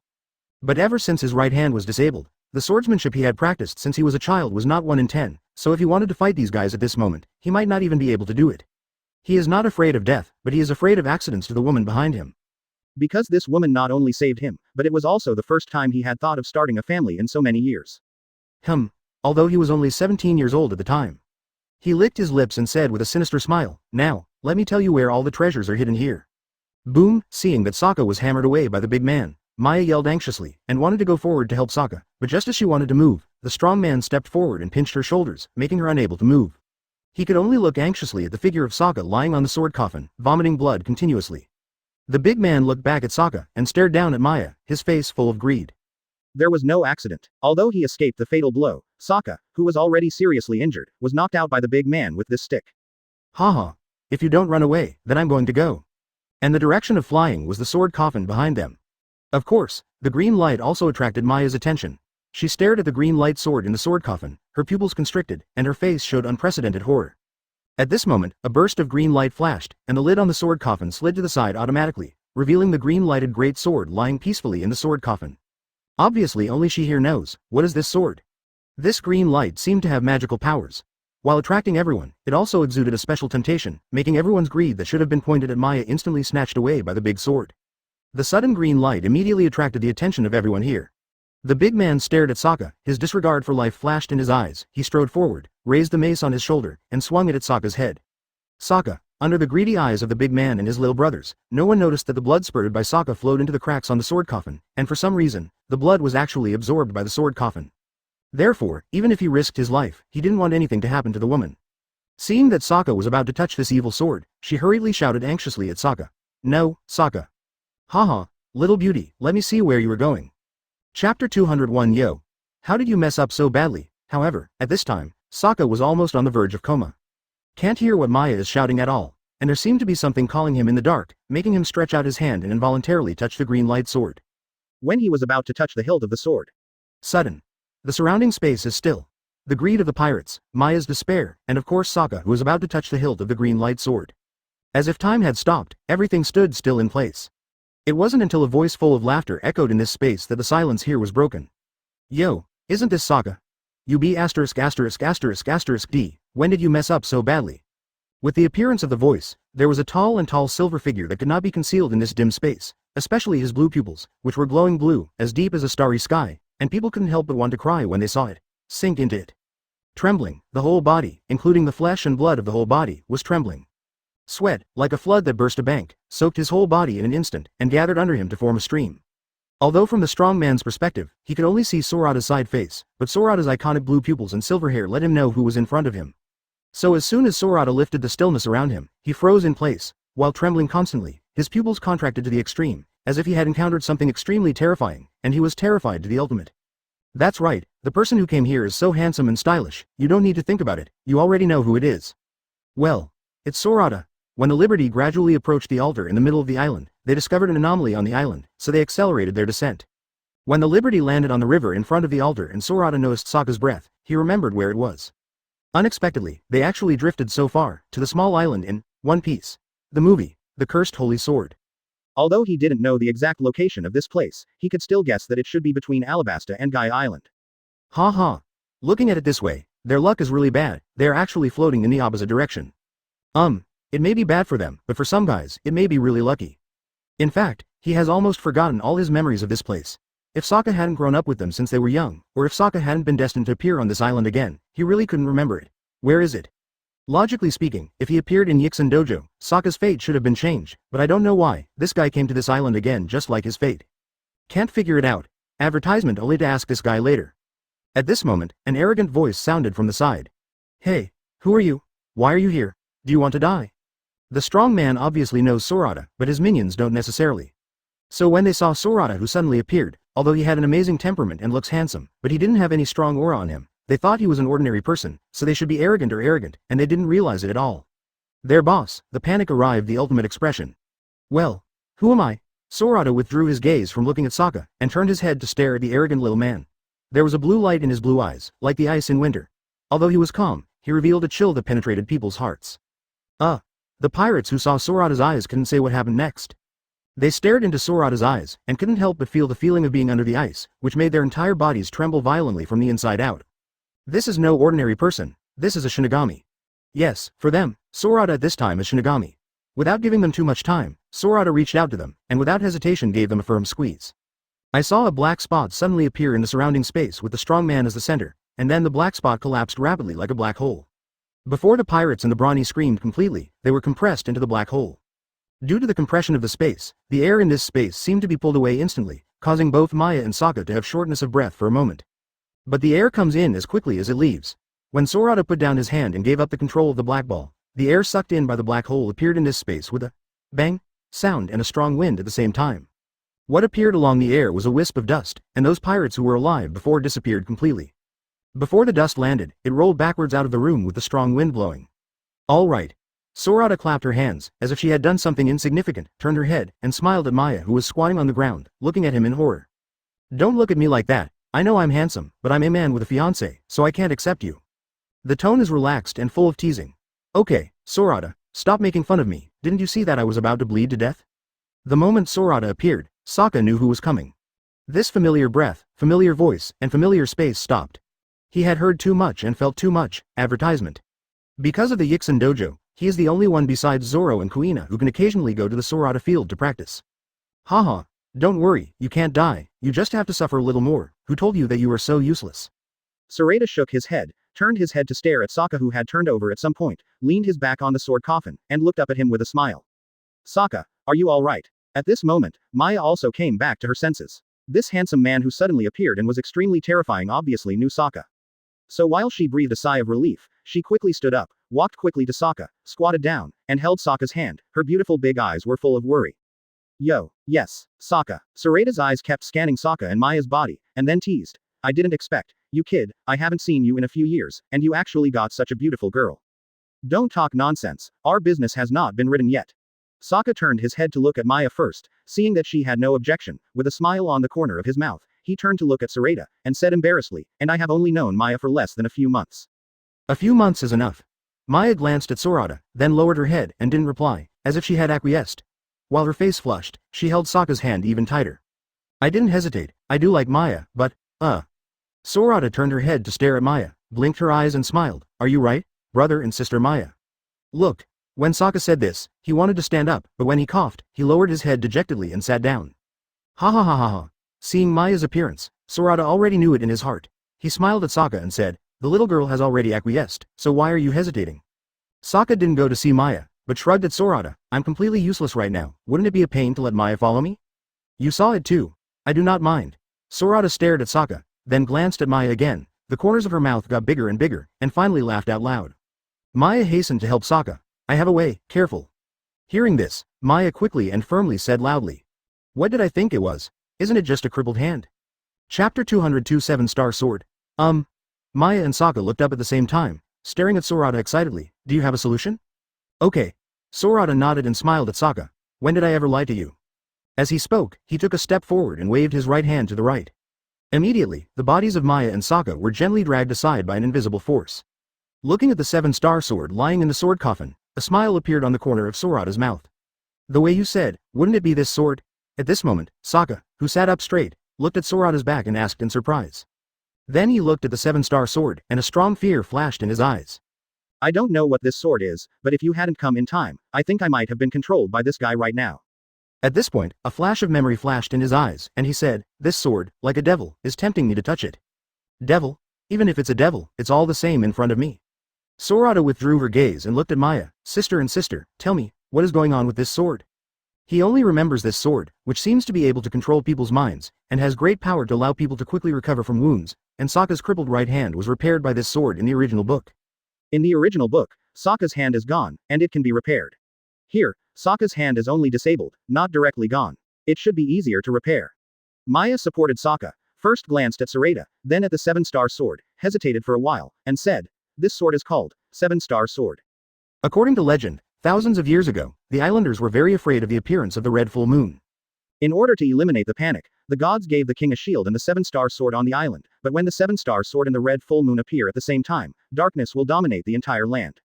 She paused and continued, and the country on this island was also destroyed because of this sword, so after the kingdom was destroyed, the ancestors sealed it in this palace, and the mission of our family is to protect it and let it never appear in the outside world again. Curse. When Sokka heard this, he looked at the 7-Star Sword with even more fear.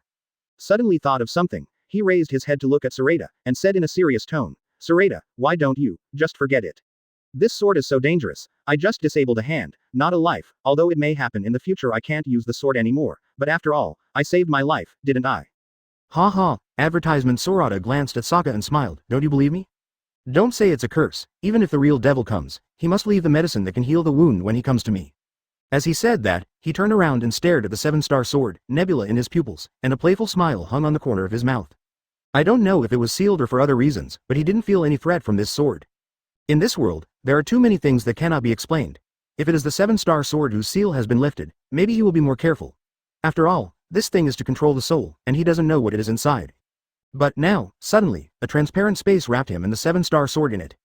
Then the 7-Star Sword was automatically suspended and placed flat in front of Sorata. Sokka, are you really okay? Maya looked at Sorata's back, and the 7-Star Sword glowing green in front of Sorata, with a deep worry on her face. Although they have seen the power of Sorata with their own eyes, this 7-Star Sword is, after all, a cursed sword of their clan that has guarded for thousands of years. They know the danger of this sword better than anyone else. Do not worry, this is Sorata, a man who is not a god, but is better than a god. Sokka patted Maya's hand and stared at Sorata with trust in his eyes. Isn't it just a sword? How can it be difficult to get Sorata? Okay. Hearing the confidence in Sokka's tone, Maya had no choice but to let go of the worries in her heart for a while, and looked at Sorata silently. Although the worries on her face were disappearing, the hands holding Sokka were tightening further. Ignoring Sokka and Maya on the side, Sorata stared at the seven-star sword in front of her, stretched out her hand, hesitated for a moment, and then held the hilt without hesitation. The moment Sorata grasped the hilt of his sword, the seven-star sword seemed to come alive, and at the same time as the green light was shining, an extremely cold breath wrapped around Sorata's hand from the sword, and then wanted to wrap around Sorata's arm. But it was blocked by the black breath coming from Sorata's arm. Sorata stared at the back of the hand, the cyan stripes that kept winding like a living snake. A cold light flashed in his eyes. Advertisement. The power of the devil. He had experienced this kind of power when he extracted Enel's thunder fruit. However, the demon power in thunder fruit is more violent, but it is not conscious. And the power in this sword, although not as strong as in thunder fruit, seems to be conscious, but it has not yet awakened, and all actions are natural. This world is really interesting. It is said that this sword was bestowed by the gods. What kind of god is this? I'm afraid this is a demon. Thousands of years ago, this sword destroyed the kingdom on this island. Presumably it was to absorb the vitality of the people on this island. It was only later that the ancestors of Maya used some method to seal it. And the power of this seal is something he doesn't understand at all. Formation. Or something from an alien civilization. Thinking of this, Sorata couldn't help but think of the short-term sense of peeping and crisis caused by his casual blow when he was on the Tinlu. It's also something that can't be explained. Sorata, are you okay? Seeing that Sorata was holding a sword and hadn't moved for a long time, although he trusted Sorata, Sokka couldn't help but shouted. What? Sorata came back to his senses, shook his head, shook off the random thoughts in his mind, then turned his head and raised his hand to Sokka, and said with a smile, "Look. There is indeed a very interesting power in this thing, but still under control." Oh, after hearing Sorata's words, Sokka breathed a sigh of relief, looked at Sorata's hand holding the sword, saw the green line swimming on it, and asked curiously, "Is this the thing?" Okay. Sorata nodded, raised the sword in front of his eyes, looked at the green pattern on his hand, and said in a relaxed tone, "Although I don't know what this thing is, there is indeed a very strong force in it, and there is also a force that seems to be still there, sleeping feeble consciousness. But all of this will soon disappear." Disappear? Sokka and Maya looked at Sorata curiously at the same time.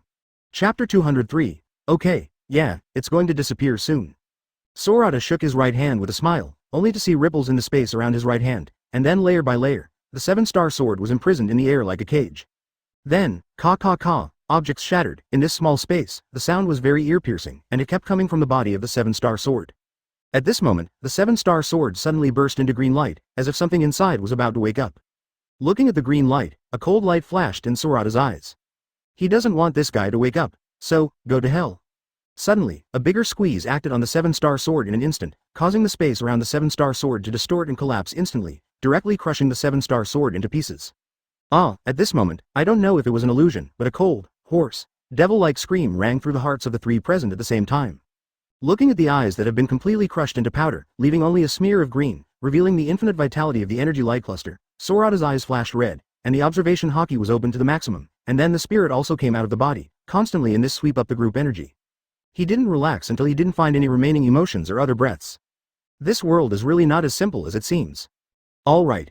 Sorata raised his head, looked at Sokka and Maya who were looking at him with concern, with a smile on his lips, and said, "Now, this seven-star sword has completely disappeared." As he said that, he lowered his head and blew a breath on the ability light ball in his hand. Blow off the dust suspended on the energy, then grab the energy, turn around, step forward, and press directly onto Sokka's chest. When the energy light ball just entered Sokka's body, a whirlwind blew up around him out of thin air, so Maya had to let go of Sokka, step back a few steps, and looked at Sokka with nervous eyes. Don't worry. Although I don't know what this mass of energy is, judging from the breath of life exposed inside, it is more than a mistake to repair Sokka's injury. At some point, Sorata quietly appeared under the wall behind Maya. He was leaning on the wall with his back, drinking a wine gourd with a wine gourd in his hand, looking leisurely. Seeing Sokka was really like what Sorata said, the wound on his body was gradually healing under the green power, and his breath gradually stabilized. Maya was relieved and turned around to face Sorata, bent over. Thanks. Advertisement. No, the first time we met, although Sorata and Sokka knew each other very well, she still didn't know how to address Sorata. Ha ha. Sorata put down the gourd, looked at the girl who looked more and more beautiful under the green light, and said with a smile, "Since you saved Sokka, and I think you have a good impression of each other, so I call you brother and sister, I hope you don't give up. Mind, and me. Well, you are just like Sokka, call me Sorata." Speaking of this, Sorata seemed to think of something, and the corner of his mouth smiled even more. He looked at Maya and continued, "Of course, you can also call me brother." Ha ha ha ha ha. Okay. Maya looked up at Sorata who was laughing wantonly, and the tension in her heart seemed to disappear with Sorata's laughter, and a gentle smile appeared on her face. "I'll call you Sorata." Forget it, by the way. Sorata waved his hand, raised his head indifferently and took another sip of wine. Seeing that Sokka would not get better for a while, Maya seemed to think of something. The heart that had just been let go suddenly lifted up again. She looked at Sorata and said anxiously, That's Sorata, although it is the first time it's hard to speak when we meet, but please save our village for Sokka's sake. Do not worry. A red light flashed in Sorata's eyes. Gouda swallowed the drink in his mouth, then looked down at Maya and smiled. You don't think I came alone, do you? Seeing Maya's puzzled expression, Sorata put down the wine gourd, and then said, Before coming here, my companion went to your village, and now those pirates are completely dead. Dead? Yup. Sorata stood up, opened her mouth, showing her clean white fang teeth, and said with a smile, just like the previous pirates, they are all dead, not a single one left. Maya looked at Sorata, suddenly feeling a little cold for some reason. But when I think about it, Sorata and others are friends of Sokka, and they seem to come from the same place, and they seem to have grown up together in their words. Such a person cannot be a bad person. Thinking of this, the coldness in her heart disappeared suddenly, and a smile appeared on her face again. Seeing that it didn't scare Maya, Sorata suddenly lost interest, relaxed her body, leaned her back against the wall, and pursed her mouth. Advertisement at this moment, the green light on the side gradually dimmed, and then disappeared completely, instantly attracting the eyes of Sorata and Maya. I saw Sokka standing on the spot. The previous dense wounds on his body were completely invisible now, and even the right hand that was hanging down now seemed to have support and strength, and it looked loose. Up. Clap clap. At this moment, there was a sound of bones rubbing against Sokka's body, like fried beans. Then, the quiet Sokka opened his eyes suddenly, a green light flashed in his eyes, like a light, illuminating the whole room. Then the green light disappeared, and the emotions that human beings should have appeared in his eyes again, starting from the original wood, all of a sudden came to life. Sokka. Looking at Sokka who has fully recovered, Maya's eyes flashed with ultimate joy. She slowly stepped forward, walked to Sokka, looked at his right hand, stretched out her hand, and wanted to hold it, but she was afraid that everything was false. No one knows how painful it is for Sokka to lose his right arm. In the past few months, she has been with Sokka. She has seen him many times. Sokka sat silently on the edge of the cliff, crying silently. For a swordsman who devoted all his energy to the sword in the first half of his life, and suddenly lost the hand that had been holding the sword, the pain, I am afraid that only I, and people who are also infatuated with swords, can truly empathize with it. This is also, when Sorata found Sokka, even if he took risks, he had to use the ability in the 7-star sword to let Sokka hold the sword again. Although he lost his right hand, he still has a left hand, but the memory of the right-hand sword that has been practiced for nearly 10 years has been engraved in his bones. How can he be relieved by simply saying that he still has his left hand? Sokka looked at the person in front of him, with tenderness in his eyes. During his most painful months, it was the girl in front of him who healed the wound in his heart with her tenderness. After that, he swore that he would protect this kind and gentle girl in his life. What happened this time made his desire for strength intensify again. He couldn't imagine what he would be like without Sorata. Thinking of this, a trace of fear appeared in his eyes. I said, how long are you two going to stand? Okay, let's go. The three of Ahua and Kuina are still waiting for you outside. Okay. Sokka came back to his senses, looked at Maya and smiled at the same time. He stretched out his right hand, held Maya's hand firmly, smiled and didn't say anything, turned his head to Sorata and said angrily, hurry up, Ghost. Is it just right if you don't see me? Maya looked at Sokka, with tears in her eyes, and then she held Sokka's right hand tightly with her other hand, as if she was afraid. Afraid, Sokka's powerful right hand, which had finally come back, would suddenly disappear again. However, the warmth from Sokka's hand, and the ease in him that had never been seen in months of acquaintance, all told her clearly. All of this is real. So while following Sokka towards the exit, she looked at Sorata with deep gratitude. Chapter 204 Youth. Ask Island. That is the name of the island where Sorata and the others suddenly landed. After less than half an hour of processing, everyone worked together to clean up the corpses of the pirates before night fell, and after burying the corpses of Marine and the village guard, held a banquet for Sorata and his gang that spread across the island. Even the Marines on the island came to this banquet. Although they are Marines and have different positions, they don't dislike Sorata and the others. On the contrary, after this incident, they developed a sense of respect for Sorata and the others. The banquet, which was full of laughter but a bit sad, was held on this ancient island with the last rays of the setting sun until the full moon was high and the starry sky was full of stars, and then the meeting ended. During this period, Sorata also learned why Sokka became like this, and heard the news of Zoro from him. It turns out that this guy has been working as a bounty hunter in East Blue since he left Yixin Dojo. On the one hand, it is to hone sword skills, on the other hand, of course, it is also for money, and for the justice in my heart. But since I met Zoro a few months ago, and teamed up with Zoro to hunt pirates together, his peaceful life has undergone earth-shaking changes. Although his strength is not very strong in East Blue, he can basically catch some pirates with millions of bounties if he plans well in advance. But since Zoro came, their target is no longer a few million, but the famous pirates in East Blue. With Zoro's strength, of course he is not afraid, but his strength can't keep up with Zoro. So on the way to ambush the pirates, they were ambushed by other pirate groups. It was during this ambush that he was seriously injured and fell into the sea. Later, with luck, he was rescued by a caravan and brought to the Grand Line. I don't know if fate is playing a joke on this guy. The caravan who rescued him was originally very strong and capable of defeating ordinary pirates, and their destination was the capital of Seven Waters, and they didn't encounter anything along the way a powerful pirate, but after passing Alabasta, he encountered rare extreme weather. And it was this kind of weather that buried the merchant ship he was on and made him fall into the sea again. He was also very lucky this time, just drifted to Aska Island, and was rescued by Maya until now. I have to say that I was rescued by someone who fell into the sea twice, especially the second time, which was a rare fall into the sea on the Grand Line, and he survived. Met the beautiful Maya. While the three of Ahua were envious, Chi-Chi asked to compete with this guy. Sokka also didn't know how to live or die, and really thought that the three of Ahua were still at the same level as they were in the dojo before, so they agreed without even thinking about it. Don't worry about the next picture, everyone should know it. Anyway, this night, the three of Ahua slept very comfortably. As for Sokka. Advertisement This guy has Maya to take care of, and it's hard to say who is more comfortable. Anyway, each has its own way. The next day. During the day, it was like a young man who wanted to kiss the little girl Haya, but the girl bit his lips, and the sky turned red. Then under the shining of the sun, the night hid, and the day was pushed up into the sky by the sun, and the redness on its mouth spread to the earth in the swaying of the morning light, and the warmth of the sun illuminated it. Everything. Also illuminated, a house on the Isle of Aska. Sorata, who was sleeping soundly, reached out and rubbed his eyes under the mischievous fluctuations of the morning light, then opened them in a daze, and while yawning, lifted the quilt on his body and got up. Walking to the door, opening the door, there is still a bonfire burning at the banquet last night in the open space outside. It's just that this bonfire is like a star in the dark night, but it's not bright enough in the daytime. It can only shine with its unglamorous but warm enough firelight under the sunlight. Above the firelight hung an iron pot. On the iron pot, a white hand was throwing ingredients into the pot. Obviously, Maya, who got up early, was cooking breakfast. Morning, Maya. What? Maya paused for throwing vegetables, then turned her head and smiled softly at Sorata. Sorata, good morning. Haha. Is that kid Sokka still up? No, a blush flashed across Maya's face, and she turned to continue cooking. Witnessed by people from both parties last night, she and Sokka made a marriage contract. Although they haven't really been together yet, they can indeed be said to be husband and wife. Haha, you're still shy. Sorata laughed, leaning on the door frame with the left side of her body, then took out 2 apples from nowhere, threw one to Maya, and lifted the other one and bit into it with a click. Sweet and crispy, instantly it permeated the entire mouth, and immediately cleared up his somewhat confused spirit just after waking up. Not to mention, it's no wonder that Enel guy likes eating apples so much. This Sky Island apple, I don't know what's going on, it's full of moisture, and it's very sweet, very crunchy, but not greasy. Advertisement in Sky Island wine, which he likes too. Thinking of this, he couldn't help it. He passed his left hand around his waist, raised the wine gourd, and took a sip. This wine is not like bath wine. This wine has a high alcohol content, with a strong aroma and a coolness that penetrates the heart.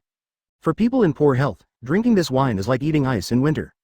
But for Sorata, this wine is like eating sorbet in summer, and this wine also has the unique fruity and sweet taste of Sky Island.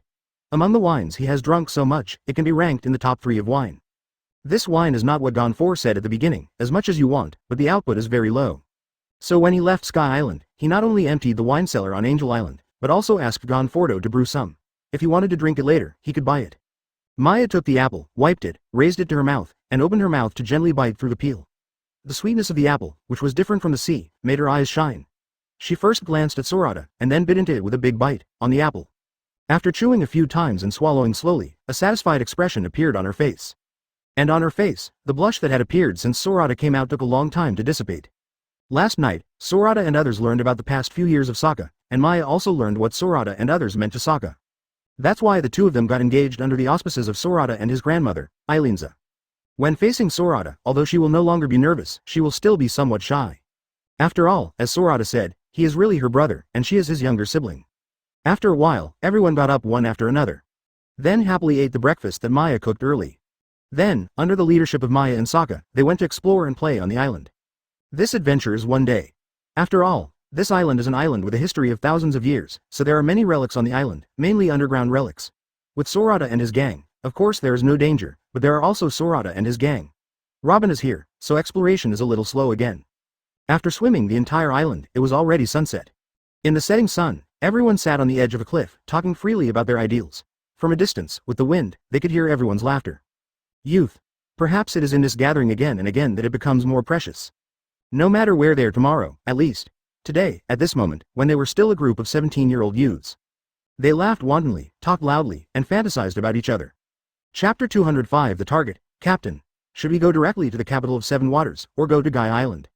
At the bow of the Liberty, Sorata was lying on her back on the railing, lazily basking in the sun. Now he likes to lie on the railing of the bow, or on the windmill at the bow when he basks in the sun. Because this would allow him to feel the breath of the sea and the wind more closely. He likes it. Early this morning, they left Ask Island. There is nothing to give up. Whether it is Sokka or Maya who has just become friends and relatives with everyone, they all understand everyone's ideals. So when sending them out to sea, in addition to silently blessing, they also gave them a lot of delicious ingredients from Ask Island. And of course, wine. For example, the juice they are holding in their hands at the moment is a kind of juice made by Ahua through the fruit of Sky Island and the unique spices of Ask Island, which is similar to the milk tea that Sorata drank in the previous life. I have to say, it's delicious. Sorata took a sip of the juice in her hand through the straw, turned her head to look at Robin, and then looked at Aloe. Aloe, how long will it take us to get to the capital of Seven Waters? Okay. Aluo stroked his chin and thought for a while, then raised his head and said, at this speed, it will probably, about 3 or 4 days. Actually, if we float down from Sky Island and the direction doesn't change, we can reach the capital of Seven Waters in a day, but now. He shrugged, took a sip of the juice, and didn't say anything after that. Ha ha. It's not a bad thing, after all. I saw an old friend I haven't seen for many years, isn't it? Yeah, that's right. The corners of Aluo's mouth raised, and a smile appeared on his face. If it weren't for us, that fellow Sokka would have suffered for a long time. He didn't say that Sokka would die, because he knew that although Sokka's personality would change drastically after being exposed to the 7-star sword, his strength would also be relatively improved.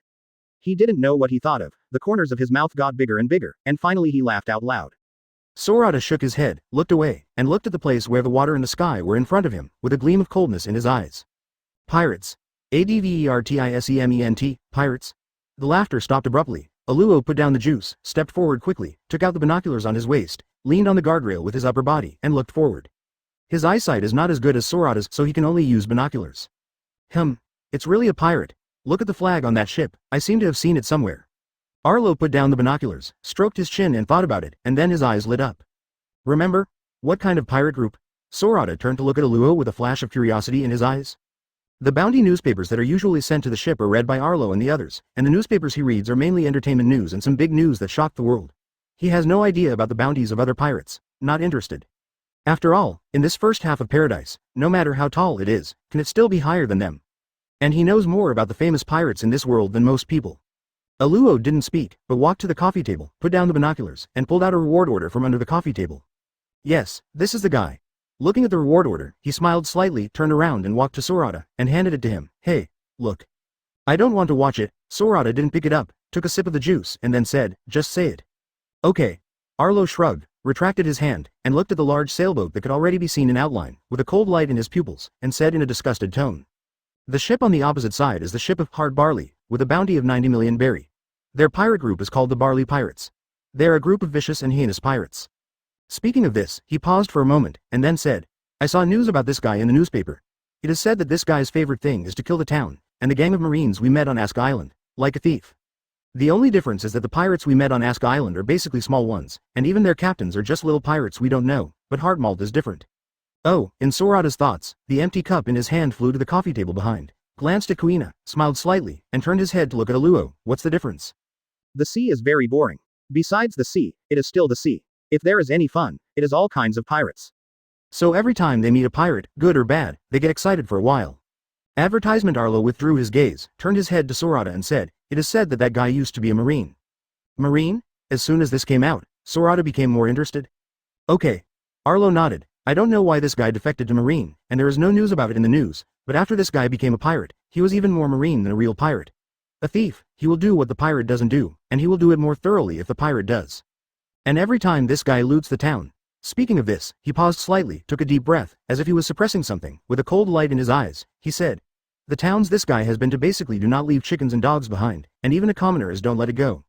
Okay. Sorata froze, then relaxed. He didn't criticize this guy named Heartmalt, who used to be a righteous Marine and is now an ultimate evil pirate. Because no matter how he became like this, it has nothing to do with him. What has something to do with him is that the other party is going to report to hell soon. Of this, he is absolutely certain. Want to run? At this moment, Aluo suddenly noticed something, suddenly raised his head and stared at the front, touched the handle of Darkhound's gun with his right hand, and a killing intent rose from his body. The ship in front suddenly turned around, obviously found them, knew them, and was planning to escape. Don't worry, I can't run away. Sorata reached out and patted Arlo's shoulder, then turned to look at Kuina, and said with a smile. Kuina, do you want to try out the new ability? There happens to be a good target. Hearing Sorata call Kuina, Arlo's tense body instantly relaxed, and his right hand left Darkhound's gun handle, and then turned to look at Kuina curiously. He also wants to know what is Kuina's new ability. During the 2 days in Sky Island, Sorata and Kuina spent the rest of the time in Sorata's space domain except for the Golden Clock in the Golden City of Shandora, and they didn't know what they were doing. Mysterious. However, although it is mysterious, everyone has more or less guesses, but the guesses have not been confirmed. After all, Kuina and Sorata, as well as the god Enel, stayed in Sorata's space field for a long time. Now I heard that I can see Kuina's new ability. Iowa in the kitchen, Indigo in the infirmary, and Atao in the cab all walked out of their respective rooms together as if they had made an appointment, walked quickly to the bow deck, and then all looked at Kuina curiously. Chapter 206 Electromagnetic. The Bow of the Liberty. Sorata had already got off the railing and was leaning back against the railing, looking at Kuina with a smile on her face. Yep, he got Enel's Thunderfruit. His spatial field is not comparable to other abilities. Being in his domain can also be said to be in another world. So after killing Enel, the fruits he had prepared in advance worked. He completely closed his space domain, which led to the ability of Thunderfruit to go to other places after the death of host Enel, but he couldn't leave his domain, so he could only fall on the fruit he had prepared in advance. These fruits were prepared in advance when he was thinking of going to Sky Island and facing Enel when he was on Carter Island. There are all kinds of fruits. In fact, at the beginning, he didn't know whether he could succeed. After all, he didn't understand the principle of the conversion condition of Devil Fruit. It is also with the mentality of trying. After all, his space domain can be completely isolated from this world. He does not believe that even if he is completely isolated, this fruit ability can still escape. If all of these can escape, it proves that the ability of this fruit, or the person who made this fruit, is something he can't imagine at all. Maybe it really is a demon, a mythical demon. Only this kind of existence can ignore the isolation of his space domain. Fortunately, he succeeded. Then it proves that this thing is not actually made by some real gods and demons, it should be something he can't understand now. He believes that as he explores the world, as he becomes stronger, these secrets will no longer be secrets to him in the end. Perhaps, this thing is something that people in this world have obtained some alien civilization's technology and made it. After all, in this world, there are too many things that cannot be explained. Another possibility is that on this planet, there used to be a group of races that controlled superpowers, but at some point, this race was wiped out by other people, by alien civilizations, or by natural disasters. And the superpower factor in their bodies, that is, the devil factor, was passed down by them in some unknown way. Advertisement also formed Devil Fruit. Shaking his head, this is just his conjecture, he doesn't care about the history of the world government, he only cares about Kuina and his little friends. They all ate Devil Fruit after all. Kuina originally didn't plan to eat Devil Fruit, but when facing this god-level Devil Fruit, she didn't know if it was fate, but she didn't show any resistance, instead she felt a deep attraction. In the end, I thought that my growth was a bit stagnant, so I ate this fruit. She is afraid of her own strength, so she will stay at this level in the future, because she can already feel that her body has reached its limit. It should not be too big if it is improved in the future. Even if there is Sorata's air entry field and Ahua's radish, after all, a person's body has limits. Not everyone has the top physique of Wang Luffy and Lu Zoro, and not everyone has Sorata. Pervert. Everyone who can stand at the top of this world is a genius and a monster in an absolute sense, and they can't do it through hard work. There is no doubt about this. Because hard work can only determine a person's lower limit, and talent is the real upper limit of what a person can do. So even though Kuina has cultivated Haki to the level of emission, due to her body, it is doomed that her total Haki cannot be compared with real monsters, just like those warriors in Wano Kuni, who can use emission. Even if they can hurt Kaido, due to their own strength, the amount of adding Haki is not much, and at most they can hurt a fur. Of course, no matter how low Kuina's achievements are, they are not comparable to the warriors of Wano Kuni. She just can't compare with the peak powerhouses. The General Big Pirate, Marine Vice Admiral, even if it is Admiral's substitute, or some 4 generals, 3 disasters, etc., she can still fight. But it was different after eating Thunderfruit. There's no denying that Enel is a genius, but the guy is too lazy and too cocky. There are actually many powers of thunder and lightning. It is not just a Logia fruit, it can also be used to refine the body and break the shackles brought by talent. So when Kuina ate the fruit, Sorata took her to train in space for 2 days. One aspect is of course the development of Raiden applications. Another aspect is to find a method that allows Kuina to use the power of lightning to train her body. Good. With Sorata's space field, it didn't take long for Kuina to become familiar with the power of thunder and lightning, and could use electric current to stimulate the cells in the body, achieving the effect of body training. Advertisement as for the means of attack. The first time he saw thunder, Sorata actually thought of someone. That is, Masaka Makoto. In the catalog of forbidden books of magic, this is a master of electricity. In fact, the damage caused by pure lightning is not as high as imagined in this world. From Enel's thunder and lightning, you can know that electricity can't kill people. The principle is actually the same as that of a railgun. That kind of voltage lightning is really on the same level as natural disasters. At that time, no matter how high the resistance of people in this world is, they will turn into ashes. Therefore, after Kuina obtained the fruit, the attack methods developed by Kuina are essentially different from those of Enel. The extremely high voltage generated by lightning can break through the air to form plasma, thus forming a high-speed guide rail, allowing objects to accelerate infinitely regardless of resistance on this rail. This is the power of nature, the power of the god of nature. As for what a railgun is, he doesn't know either. In fact, Enel also uses the electromagnetic force, which is an electromagnetic ability called electromagnetic waves. Although he doesn't know the specific knowledge of this thing, but some fur is enough, and he also knows that the ability of this thing is more powerful than a single thunderbolt. Then there is another attack method, that is, electromagnetic force. When the speed of an object reaches a certain upper limit, the energy generated is incomparably huge. People in this world have high body resistance due to their different physiques. Although the lightning voltage is very high and the temperature it brings is also high, in fact, when it strikes a person who has cultivated, especially a strong person, it can completely offset it, also a lot. With such professional knowledge, in his previous life, he also learned a little bit about it when he read the catalog of forbidden books of magic and heard that all countries in the world were researching railguns. Even if this guy thinks a little more, he can develop an electromagnetic attack. In fact, that guy Kizaru is right, speed is power. As a result, pure lightning cannot bring satisfactory results. Of course, if in the end, the discharge of the fruit's ability can exceed 1 billion, 2 billion, or even tens of billions of ultra-high voltage lightning, that's another matter. It is simply not something that small human beings can resist. The ability to increase the breadth and depth of that guy's observation hockey is electromagnetic waves. Chapter 207 Super Electromagnetic Gun. Allo. Give Kuina a dark hound bullet. Ordinary bullets cannot hit such a long distance. Like Sister Pao who uses coins, in fact, it can only be shot at a distance of about 50 meters, and the coins will melt at high temperatures any further. And if you use shells, it's a bit too big to use. Mainly, not handsome. Since there are special bullets, what kind of shells are used? Ah good. Aluo was stunned, then reacted quickly, suppressed the doubts in his heart, pulled out the dark hound, lowered his head to the gun and said, "Dark hound, spit a bullet out." Wow. A muffled dog barking came from Dark Hound's gun barrel, and with the barking, Dark Hound's muzzle suddenly turned into a small dog's head. The dog's head opened its eyes, and a fierce light flashed in its pupils, then quickly retracted, opened its mouth and agitated its throat, and spit out a translucent, elongated bullet. As soon as the bullet was spit out, Aluo caught it and handed it to Kuina who was standing aside. Thanks. Kuina took the bullet, shook it in his hand, bowed his head and thanked Dark Hound. Wow woof woof. Dark Hound looked at Kuina. A trace of fear flashed in his eyes, he stuck out his tongue flatteringly, and barked a few times. Of course, the thing he fears the most on this boat is Sorata, and the second thing he fears is the woman in front of him. In its simple thinking, although it can be said to be with Sorata and others now, the lingering nightmare in its heart still makes it subconsciously show a flattering expression when it sees Sorata and Kuina. After Kuina took the bullet, she took a look at Sorata, then turned around, facing the fleeing pirate ship ahead, with a flash of indifference in her eyes. Then slowly raised his hand. There was a crackling sound of thunder and lightning. I saw Kuina standing on the bow, constantly emitting small thunder and lightning, especially his raised right hand. The whole arm was shrouded in thunder and lightning. A whirlwind blew up on the flat ground, and when it blew Kuina's hair, it also made the people standing behind and around Kuina squint their eyes subconsciously. Everyone looked at Kuina, with such a look in their eyes. Of course, more is amazement. They didn't expect that the speculation really became a reality, and Sorata's domain could actually allow devil fruit to be reborn in his domain. Such ability, just thinking about it, makes them feel cold all over. Advertisement with Sorata's strength, if he wants to hunt demon fruit power, then in this world, no one and no force can stop him. They knew, however, that Sorata had no such ambitions, all he wanted was, well, how to say, I am afraid there is only, world peace.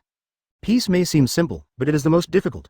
In this world where force is supreme and possesses extraordinary power, it will be an extremely difficult thing that surpasses everything. Even if Sorata is truly the strongest in the world, it is impossible to make this world truly peaceful. Because human beings have been doomed since their birth, and this complex and emotional race cannot be truly peaceful. Joy, anger, sorrow, fear, love, evil, woo, desire. All kinds of emotions, the desires they bring, are endless.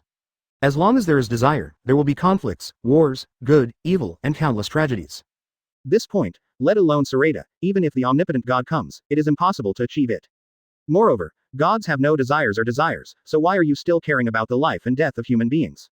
So let alone humans, as long as there are thinking and intelligent creatures, they will actually have desires and various emotions, which will bring about various contradictions.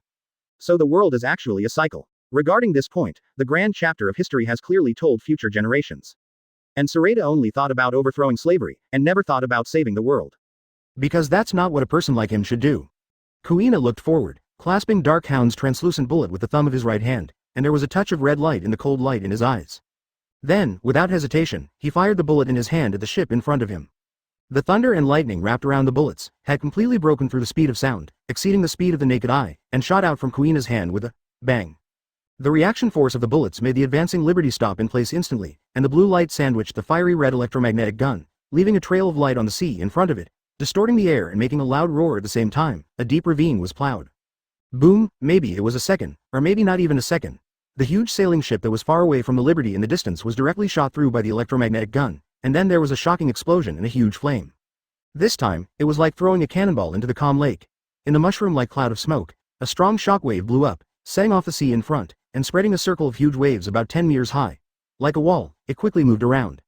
Everyone looked at the pirate ship that was shrouded in flames and smoke, and couldn't see clearly at all. They stretched out their hands to block the hurricane blowing ahead, squinted their eyes, and swallowed in unison. This is the bullet from Darkhound? Arlo held Darkhound's hand tightly, his face full of shock. As the owner of Darkhound, only he here knows the power of Darkhound bullets best. Although it is big, it is not so big that it is exaggerated. The bullets he fired could also sink the ship in front of him, but it was shot through the bottom of the ship and let the seawater flow back to sink the ship, instead of directly blowing up the ship like this. Advertisement: this kind of power can no longer be described by bullets or shells. This thing is a missile. He doesn't know what a missile is, he can't describe it, he just thinks about it. And this speed is not comparable to the bullets he fired. At such a long distance, the bullets he fired would take at least 2 or 3 seconds. You must know that his bullets are already very fast. But compared to Kuina, who shot it with his hands, it is at least 5 times worse. This is his estimate, he doesn't know the real speed. Kuina, what is this? Robin was the first to come back to his senses, looked ahead, stretched out his hands to straighten his forehead, his hair was tousled by the wind, his body was shaking up and down with the boat, he tilted his head to Kuina and asked what everyone wanted to know. After hearing Robin's words, everyone came back to their senses, and then all stared at Kuina curiously. Kuina put down her hands and turned around. Like Sorata, she leaned her back on the guardrail and looked up at the crowd. The cold light in her eyes and the dangerous aura on her body disappeared, and a gentle smile appeared on her face again. Actually, I don't know what it is. I developed it according to Sorata's idea. Speaking of this, she turned her head to look at Sorata with a smile on her face. Her eyes were full of tenderness, and then she turned her head and said, "To be honest, I didn't expect to use Darkhound's bullets to be so powerful." "Then what the hell is this?" Ahua pushed the mirror frame and asked in doubt. Kuina pondered for a moment, then smiled. According to Sorata, this ability is an extension of electricity, called electromagnetic force. Do you still remember the god Enel of Sky Island, who can cover the entire kingdom of gods with information and knowledge, and hear the voice? I must remember this. Everyone nodded. Kuina smiled slightly, and continued. His ability is electromagnetic force plus observation hockey. I can use it now, and it can really greatly enhance the breadth and depth of knowledge. As for the attack method just now, it uses lightning to generate a magnetic field to accelerate objects. Oh, although they didn't understand, everyone still showed a very powerful look. Although she knew that everyone was perfunctory, Kuina was in a happy mood at the moment, so she didn't care about it so much. She turned her head and looked at the calming sea in front of her, and the completely shattered sea that was still shrouded in smoke and glowing with fire. Pirate ship, said with a smile. Sorata calls this attack method, super electromagnetic gun. Super electromagnetic gun? Everyone thought about it? Well, it's quite suitable. Looking at Kuina, everyone showed envy and joy in their eyes at the same time. Chapter 208 Wrong. At this time, the sea was shrouded in smoke. A wooden plank was slowly drifting out of the smoke with the current. On the wooden board, lay a burly and strong man lying on his stomach. The upper body of the strong man was lying on the plank, while the lower body was completely submerged in the seawater. Even though he had floated out of the central area, the burly man's face was covered with burns, and the ultimate fear still remained. A few months ago, he was a colonel in the pirate headquarters and had his own independent warship, but the warship and his subordinates were wiped out while escorting the nobles. He was lucky enough to save his life, and return to the small island where his hometown was, only to find that his family members, after his accident, were captured and taken as slaves by the nobles he protected. When he found his family, the whole family has been played to death. So since then, he has been blackened. He did not return to naval headquarters. After killing the entire noble family, he even slaughtered the small town in his hometown. When he heard people's screams, he had a kind of ultimate joy that burst from the bottom of his heart. In fact, many times when he slaughtered towns at night, he would freeze for a moment. He knew very well that he was crazy, but he couldn't stop, and he enjoyed this feeling extremely. As for the Silver Hair Pirates, he used to be a marine. Of course he knew the Silver Hair Sorata, who was famous in the sea a few months ago. So the first time he saw the flag on the Liberty flying with the wind, as if it was spinning, he ordered a quick U-turn.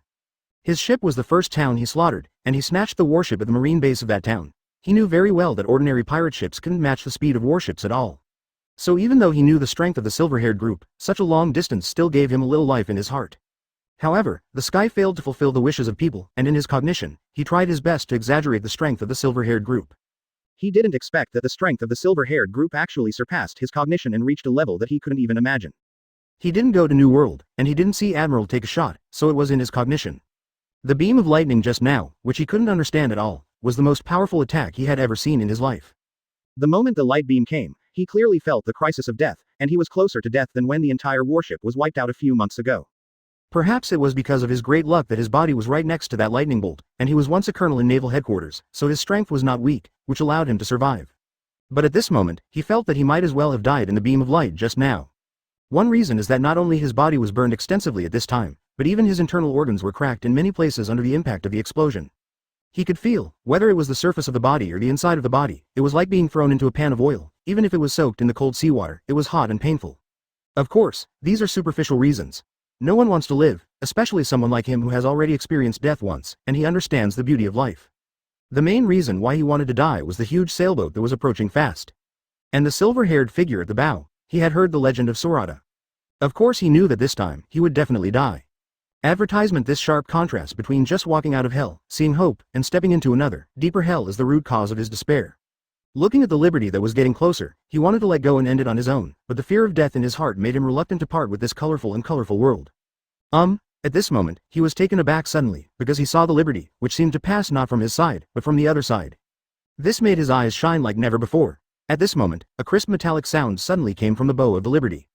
Ding! Looks like a coin. While attracting his attention, a blue light formed by lightning appeared in front of him. Boom! The water splashed everywhere, and his hope that had just risen was ruthlessly knocked down again. This time, without giving him any chance, he was knocked down together with the wooden board that carried his weight and the surrounding seawater. Abyss. Soon after, the Liberty sailed away, leave a voice in place. Hey, I didn't expect there was one alive. Live? Yes, it's alive. It seems to be that Hard Barley, the captain of this ship. Good luck. Whoa whoa whoa whoa. Ding, boom, well, he's dead now. Yes, Kuina is really powerful. That is. The sound floated on the sea, entwined in the thick smoke, until it dissipated for a long time. And under the sea surface where Hart Yamai floated before, a scorched body with a headless body slowly emerged from the sunken sea again. He was right. Since they met, how could Sorata and others let him go? Life is progressing slowly through constant choices. Some people experience hardships and still have a bright heart, while some people are devastated after being hit, and even become demons completely.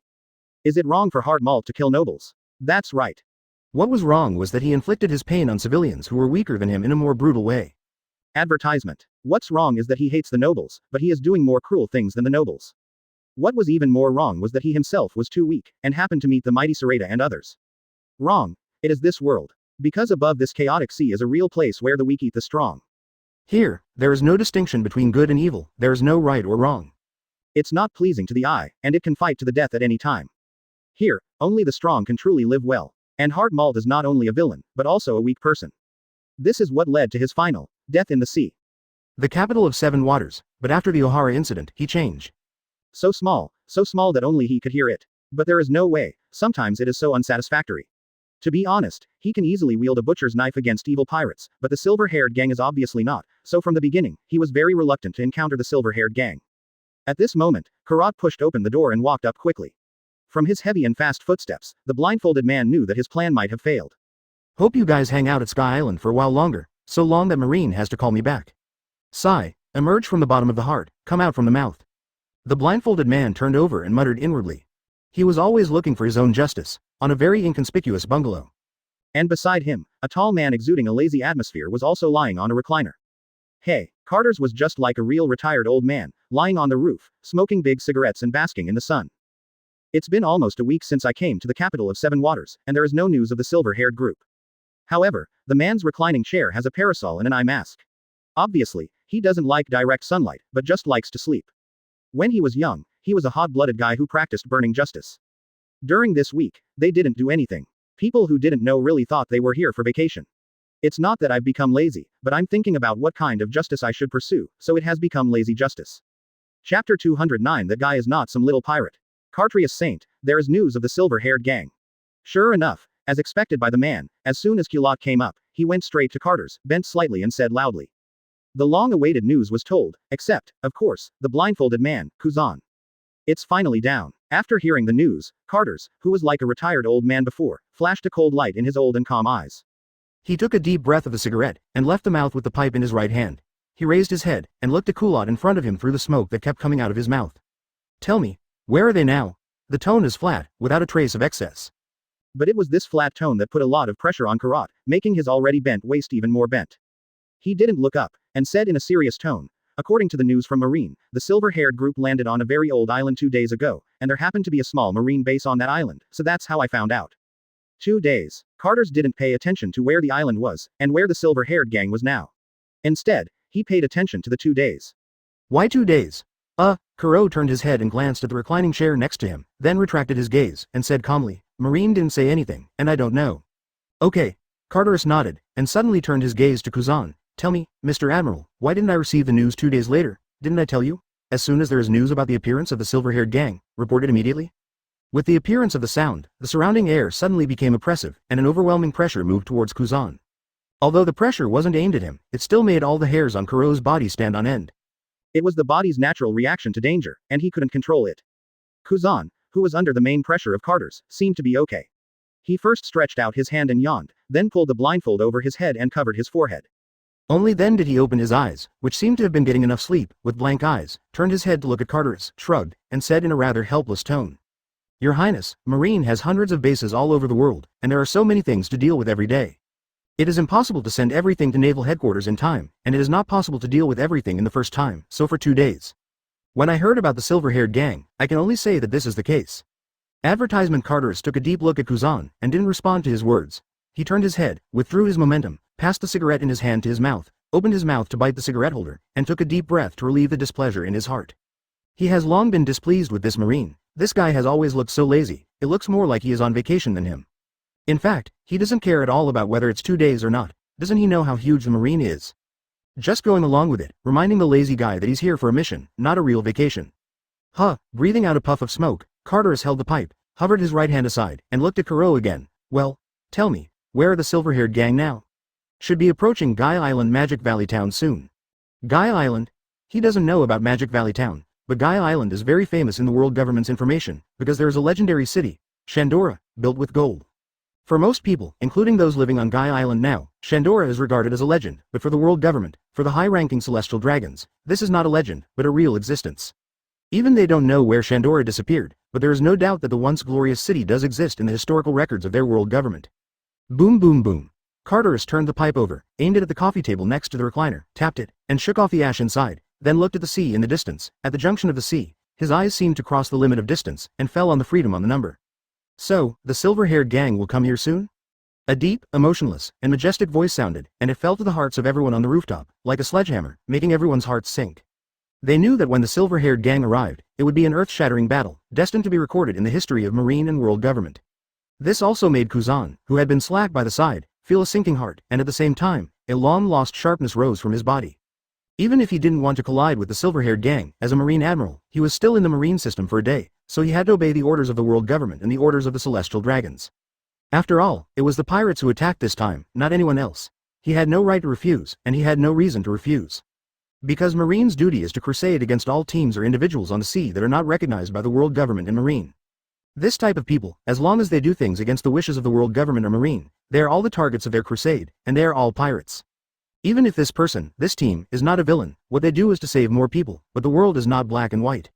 Those who have the right to speak and follow the direction of the world are the real justice in this world. They can reverse black and white, even modify and write history. Advertisement. And all people or forces that are enemies of this force can be regarded as evil and pirates by them. There is no distinction between good and evil, right and wrong, and black and white. This kind of thing, as one of the admirals of Marine's highest ruling class, he has already understood the nature of the world through so many years of Marine career. But just like Mr. Garp, his teacher Zephyr, including the current Marine Marshal Sengoku, although they all know the nature of the world, they still stay in the Marine as always.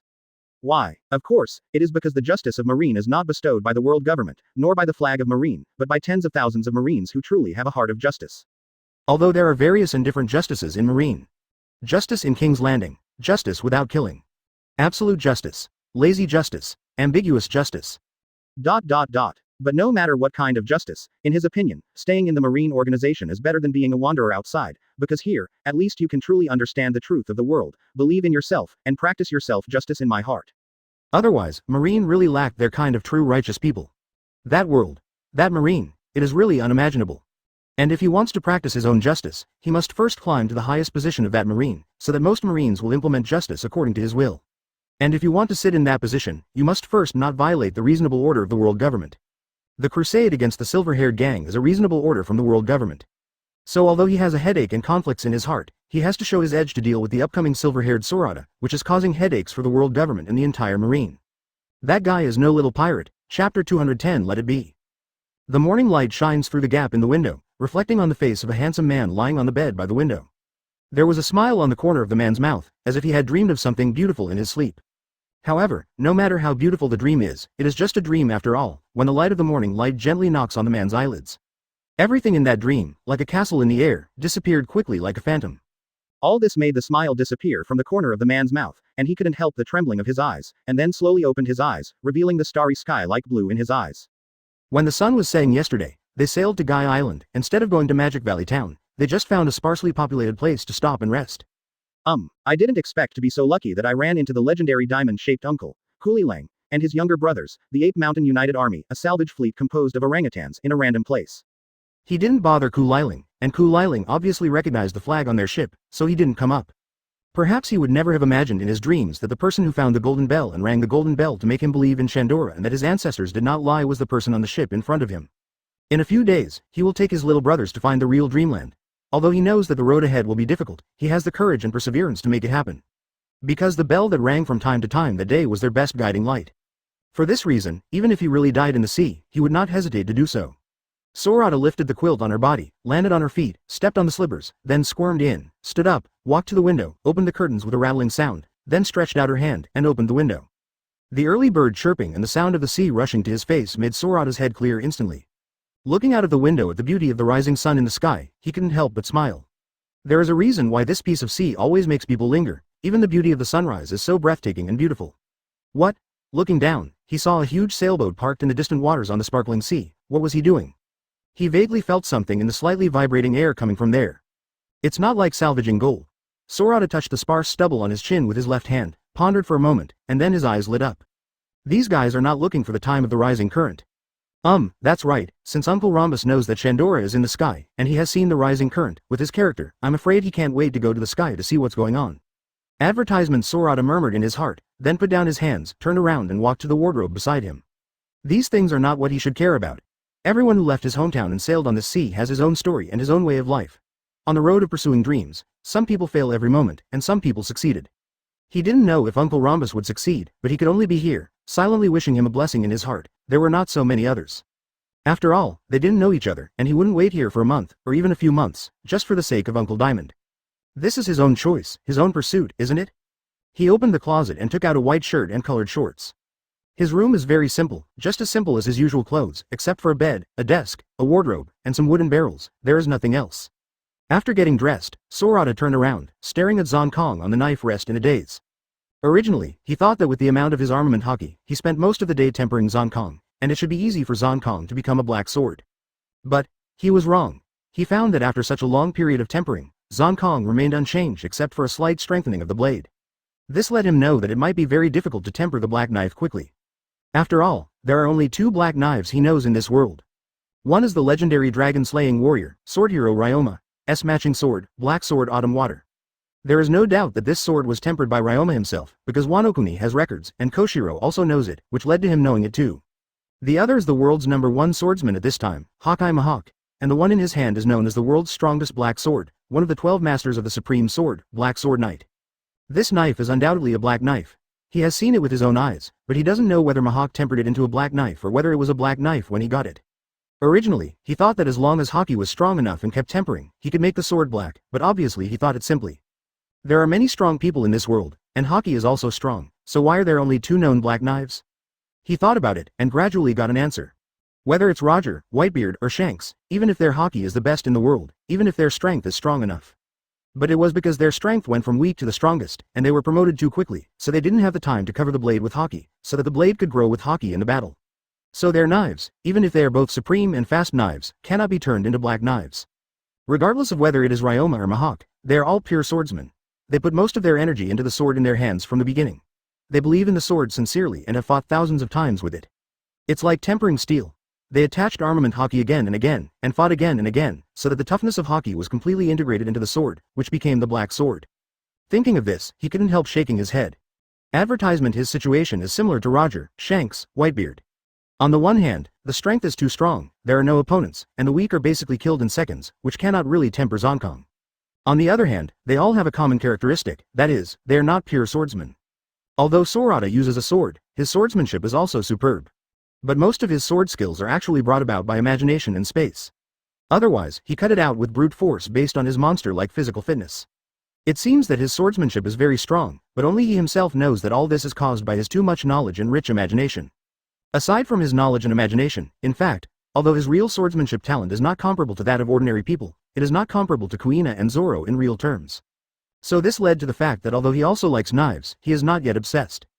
This may also be the reason why he couldn't temper the black knife. So now, he is not so attached to Zonkong's future, whether he can really become a black knife. When he first got Zonkong, he was indeed very persistent and motivated for the black knife. As for now, pick up the knife, hang it on your waist, a wisp of black breath quickly flows into the scabbard, wraps around the blade, and tempers it anytime, anywhere. Hey, it's all a habit. Let it go, no matter what, he will continue to temper the sword. After all, under his tempering, Zonkong's blade has indeed become tougher, isn't it? And this can also exercise the fine changes of hockey. Sorata raised his head, took off his exclusive wine gourd from the side of the knife holder, shook it, and found that there was not much wine left. Then fill the wine gourd from the wine barrel behind the knife holder, and then hang it on the waist like Zonkong. His room, while simple, is filled with a variety of barrels, the newest being Sky Island, which is also the most numerous. Most of the others were bought from the islands along the way, and there were wines sent by Maya and Sokka a few days ago. The wine was very old, and of course it was very fragrant. He was reluctant to drink it, so he piled it in the innermost part of the wine barrel. Save it for later drinking at banquets. After all, not much, just a small bucket. And all he drank during this time was the wine brought down by Sky Island. Patting the wine gourd, Sorata showed a satisfied smile on his face, then turned around and walked towards the door. Chapter 211. A town eroded by time, there are still people. Out the door is a corridor. There are doors of various shapes scattered on both sides of the corridor. There are swords, books, wine barrels, and cat's claws. At the end of the corridor, there is a spiral staircase. Going up the staircase is the restaurant of the Liberty. Hearing the sound, I knew who was coming up from the sound of footsteps. Awa, who got up early, turned to Sorata while frying eggs and said, "Sorata, everyone hasn't woken up yet. If you have nothing to do, just call everyone for me. The meal is ready, and we are waiting for cooking." Okay. Sorata, who had just stepped up the last step, hovered in the air, looked at Awa, nodded, then turned and walked down. Go wake everyone up. The people here are mainly Arlo, Atao and Indigo. Kuina wakes up earlier than Sorata every day, and I'm afraid she has already finished her morning exercise and is taking a shower. As for Robin, she has stayed in the dark world for a long time, and she has long been used to the habit of getting up at dawn. Even if it is extremely safe to stay on the Liberty now, it cannot change the habit she has developed in the past 20 years. After a while, Sorata came down the spiral stairs, and pulled the 3 yawning Ruo up, and sat on the bar on the left, waiting for the breakfast prepared by Awa in the transparent kitchen inside the bar. The kitchen is very big, just like a bar, with sofas, a bar counter, and of course a special place for watching TV. That is, the large videophone bug that Morgan sent. Creak. The wooden door of the kitchen screamed and was pushed open from the outside. Robin was wearing a purple dress with white patterns, holding a book in his arms, and walked in from the door. At the age of 26 and almost 27, he left the dry desert kingdom, and his face was gradually recovering luster, exuding of the unique intellectual beauty of a scholar. And the wine-red high-heeled shoes that made a thud-thump sound when they stepped on the wooden deck gave her a touch of sexiness that she should have at her age.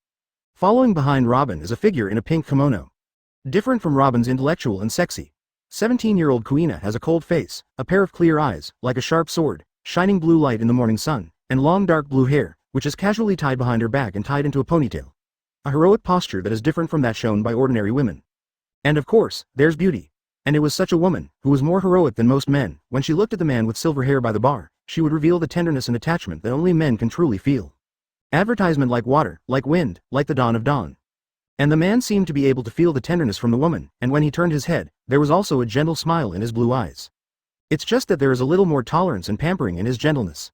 After breakfast, under the watchful eyes of Uncle Rhombus and his younger brothers, the Liberty gradually disappeared from their sight in the early morning sea breeze. No one knows whether this encounter between them will be the last. It's like no one knows whether Uncle Rhombus will really reach the dreamland in his heart after riding the upwelling current. But just like this hopeful Chuyang, man, as long as the heart is strong enough, I believe that one day, the dream I pursue will be truly realized. Grand Line. Uncharted waters, there is an island shrouded in thick fog. Although the island looks full of vitality on the outside, the town on the island is full of vitality. The houses and streets here seem to have been washed many times by the years, full of the atmosphere after the passage of time. And what I saw in my eyes were all white-haired old people, not a single young man. Strange to say, on this street, you can even see many old people who are obviously husband and wife, and what they are holding in their hands is not immature children, but old children with wrinkled faces. Old children, the old children led by the old man are really just like ordinary children. From their eyes, they can see the innocence and fantasy that only children have. Strange, strange? The whole town, from inside to outside, from top to bottom, reveals ultimate weirdness. It's as if this place has been ransacked by time, and even the air seems to be filled with the decay of time. In a house on the edge of the town, a thin old man with a wrinkled face was sitting on the desk in the room, staring blankly at the books on the desk, and muttering nonstop. Advertisement, she's back, she's back, she's back. His name is Sorata Cabri, and everyone in the town usually calls him Cabri. I don't know when, the people in the town seem to have stepped into the acceleration mode. They look different day by day. In less than half a year, their lives have gone through more than half of their lives. Even children, it's the same. He was originally a teenager in his 20s, but he also became an old man in the past 6 months. And all of this, everyone in the town seemed to have lost their souls collectively, taking such things for granted. Except him. He didn't know why he was the only exception. After reading a lot of books and consulting the historical documents of the island, he found the answer today. It turns out that there has always been an unknown scandal on their island. That was when he was very young, and he didn't remember anything at that time. If it wasn't for the historical documents he found in the library on the island, he would not be able to remember what happened at that time. More than 20 years ago, the patriarch's son got engaged to a woman from a family in the town, which was originally a very festive event. But when the two families were discussing about holding a wedding, the bride suddenly disappeared for no reason. This disappearance lasted half a year.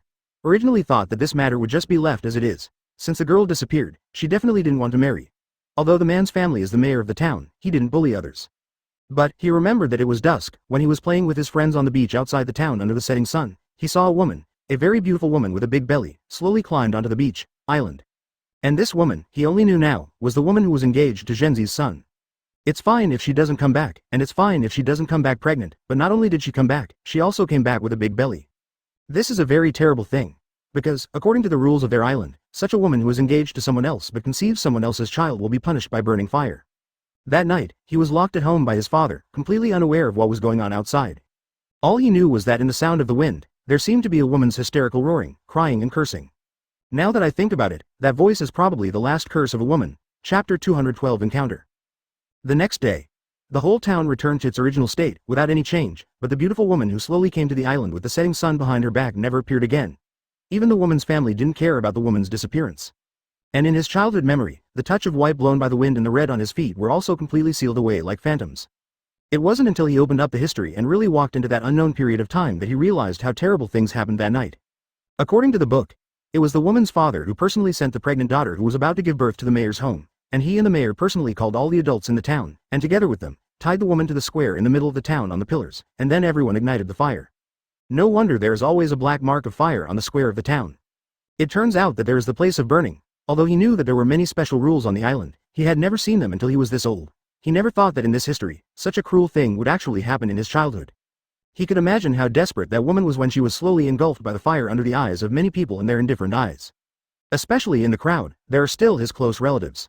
Thinking about it, in her heart at that time, the endless fire outside her body might not compare to the piercing pain in her heart. After all, she will come back when she is weakest, back to her real home. In her heart, home is the safest and warmest place.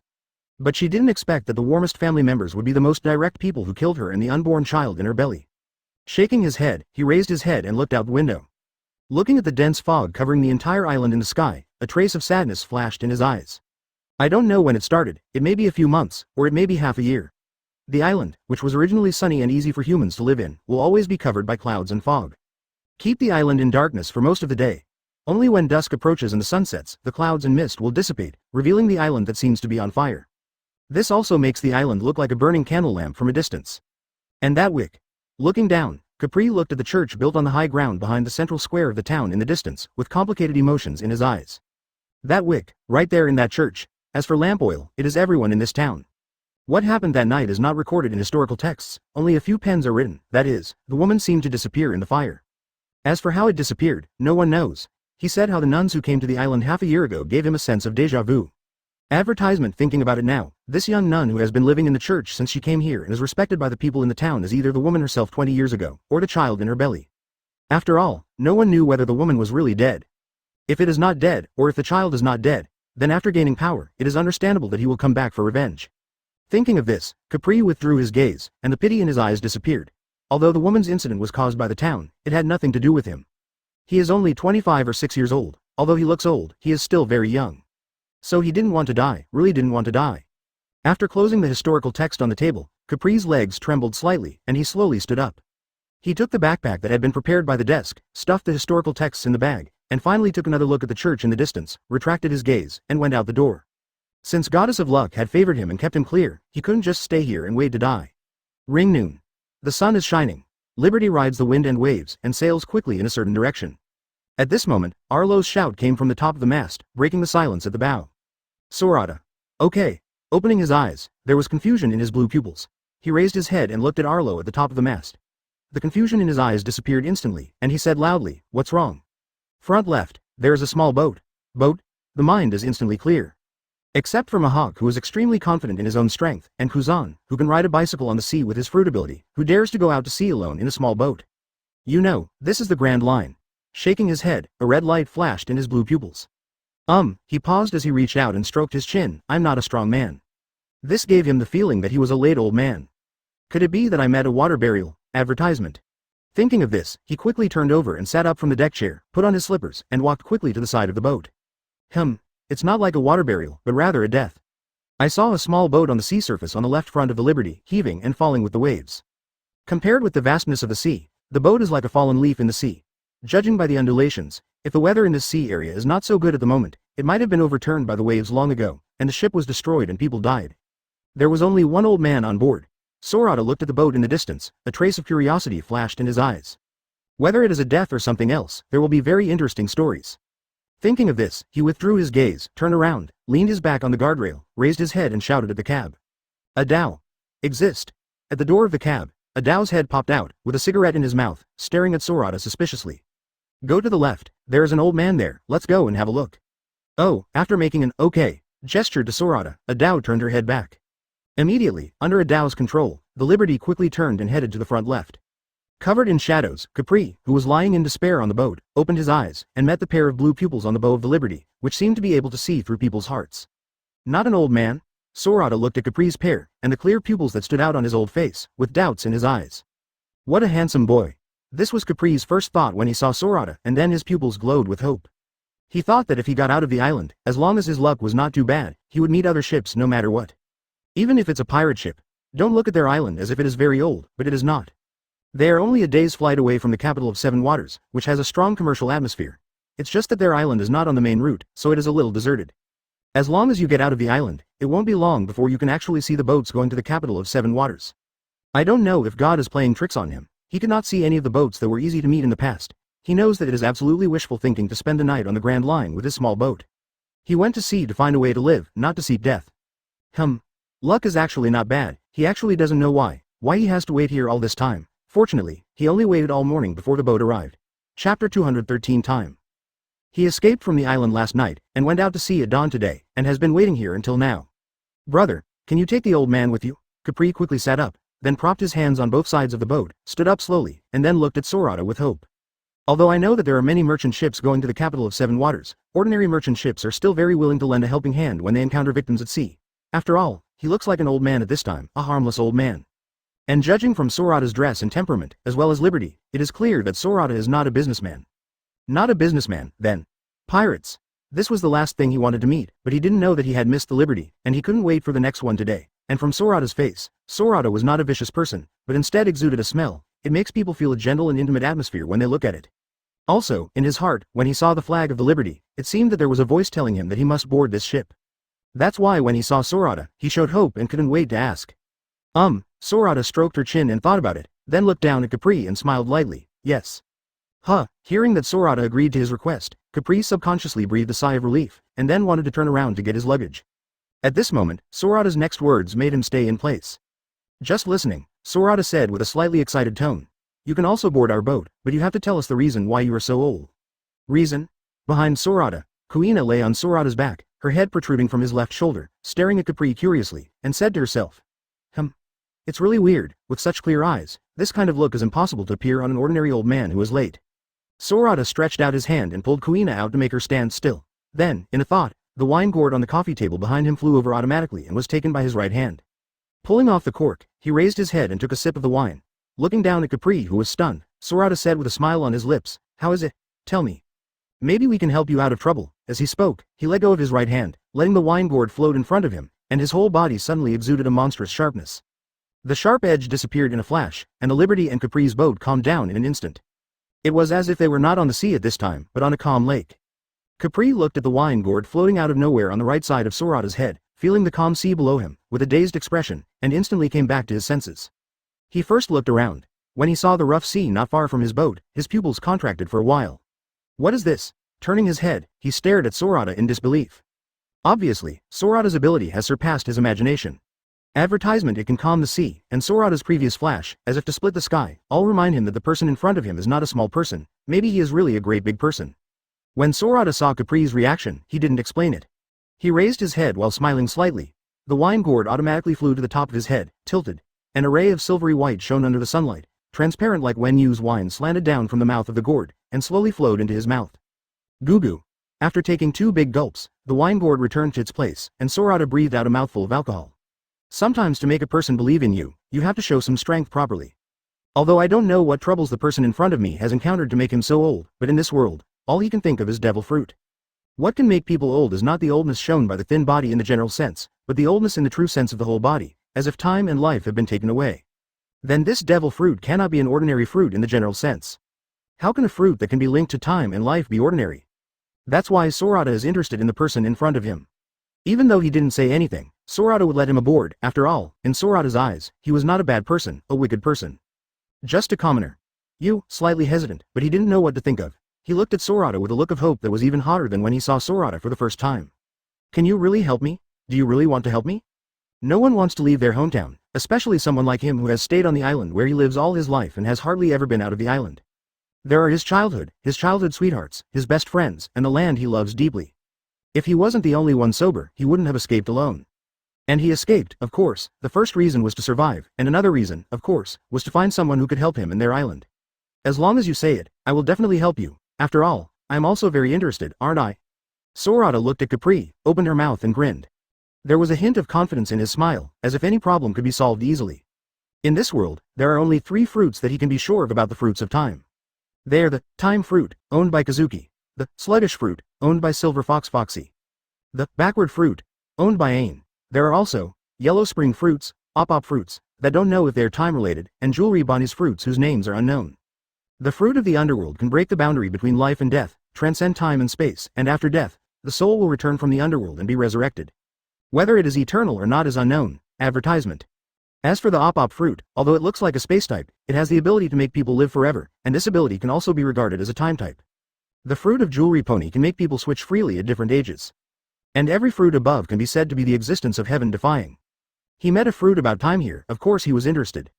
Besides, it seems that it is still an evil existence, so he has to go and see it even more. Anyway, it is just an adventure, isn't it? Capri gave Sorata a deep look, then opened his mouth and let out a breath, then nodded.